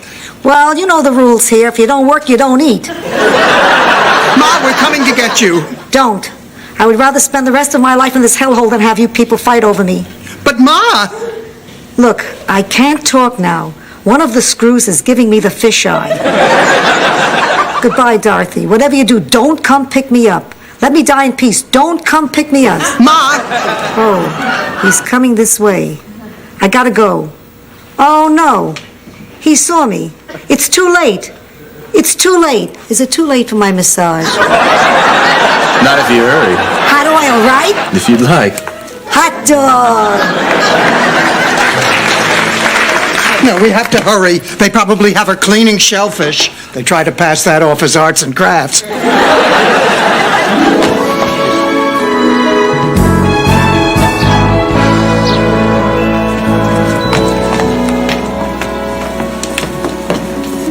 Oh, my God! What have they done? It's beautiful. It's paradise. It's a fake! No, they must all be out back sweating away what's left of their lives in some devilish fluff and fold operation. Hello, and welcome to Shady Pines. My name is Meredith, and I'm here to help you. What have you done with my mother, you Nazi? Security. The smart-looking one? You want to lay down on the floor and put your hands behind your back, please, ma'am? What kept you out of the regular police? Manners or motor skills? Come on. All right, now you back off. You take your hands off her. She's my friend. When did you become so strong? I don't know. Wow, I haven't had a workout like that since the orange trees, since they had me in the orange trees. This woman claims to be your daughter, Mrs. Petrillo. Can you verify that? What happens to her if I don't? We call the police and have her jailed for trespassing. I'll tell you what, let's do that for now.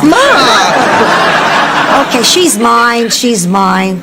Okay, show's over. Go on home. Go on. What are you doing here? Ma, you had us worried sick. I hit Dorothy. Don't lie.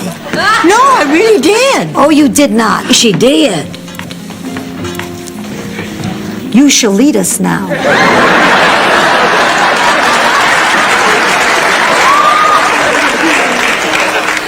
Sophia, we have to talk. You got 5 minutes, then I have a tennis lesson. Ma, this is ridiculous. You can't stay here. I have to.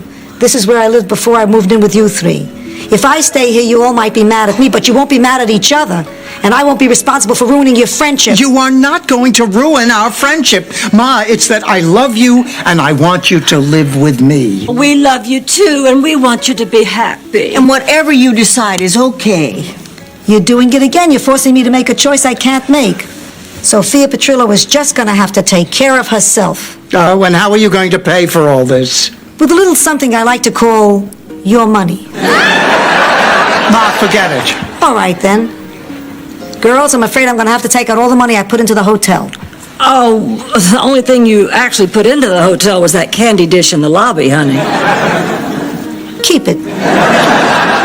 Ma, look, Shady Pines might have a new coat of paint, but they can't take care of you the way I can.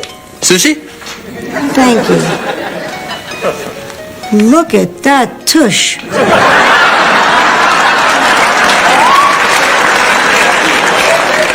Okay, but I'm your flesh and blood. Hello, Meredith. Hello, Ma. Okay, but you're all cooped up here. At least with me, you'll have some fun.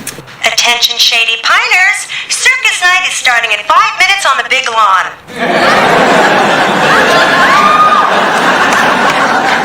The circus. Pussycat, couldn't this wait till later? No, it can't. You have to come back to the hotel with us so we can talk about this. That's right. We're obviously not going to solve anything here. That's fair. Okay, I'll go pay the bill. Rose, you think you could stand up to Dorothy one more time? I'd be glad to, Sophia. $1,200! You're on your own.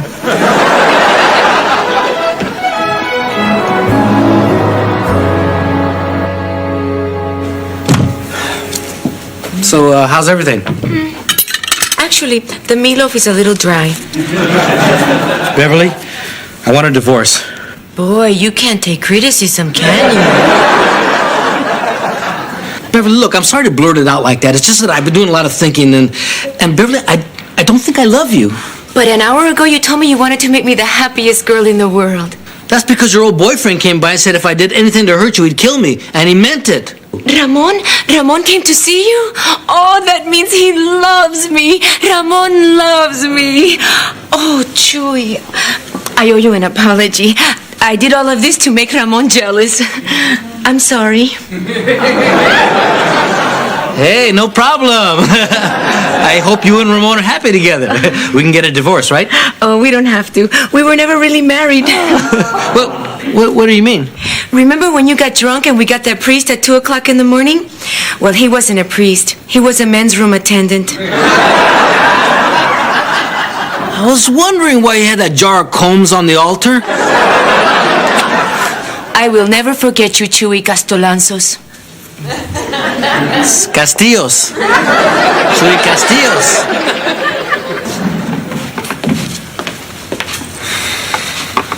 My plane leaves in a half hour. I have 2 tickets. I need your decision. But first I want to tell you this joke. Oh, Ma. Please, it's important to me. Oh, all right. Knock, knock. Who's there? Ima. Ima who? I'm not going home with you.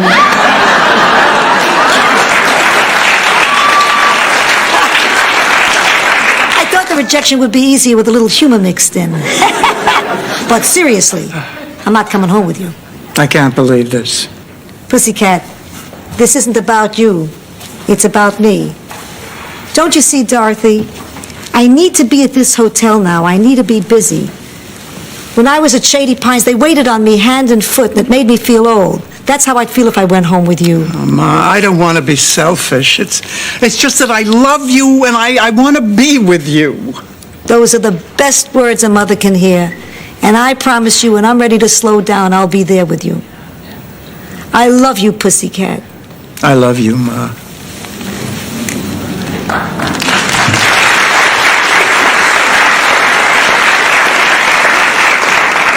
Dorothy, we just don't want you to leave like this. No, wait. Ma and I have been talking, and we both agree it's better if she stays here. You really mean that? We don't want to lose your friendship. No, I really mean it. I really didn't think you'd be able to run this hotel, and I thought that you, Blanche, would lose interest and you, Rose, would marry Miles and then Ma would come home, but I forgot what special people you are, and I apologize for not having enough faith in you, and I just want you to know I'm very, very proud of all of you. You don't know what it means to me to hear you say that. Oh, me too. Me too.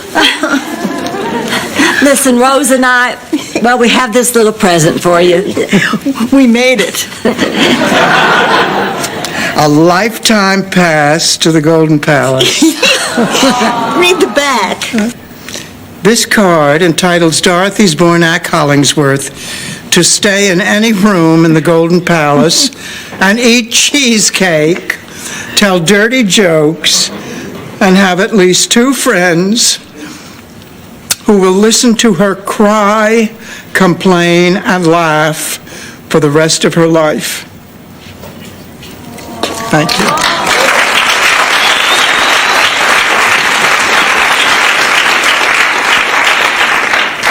I got you something too. Oh, this candy dish. It's engraved. To Ma, love, Dorothy. Damn it. Blanche, we're getting backed up over here. Oh, yeah, I'll be right there.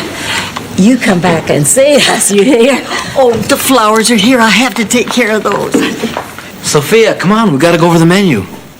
They're gonna work me to death, you know. Ma. Just a little guilt for the road. Goodbye, pussycat. Goodbye, Ma. Golden Palace.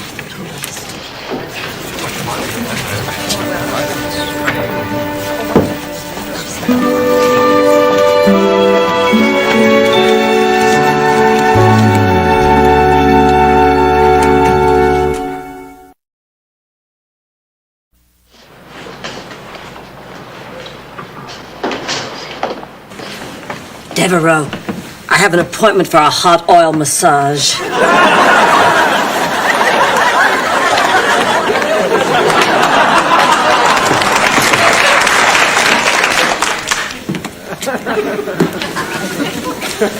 Hi, I'm Rose Nyland.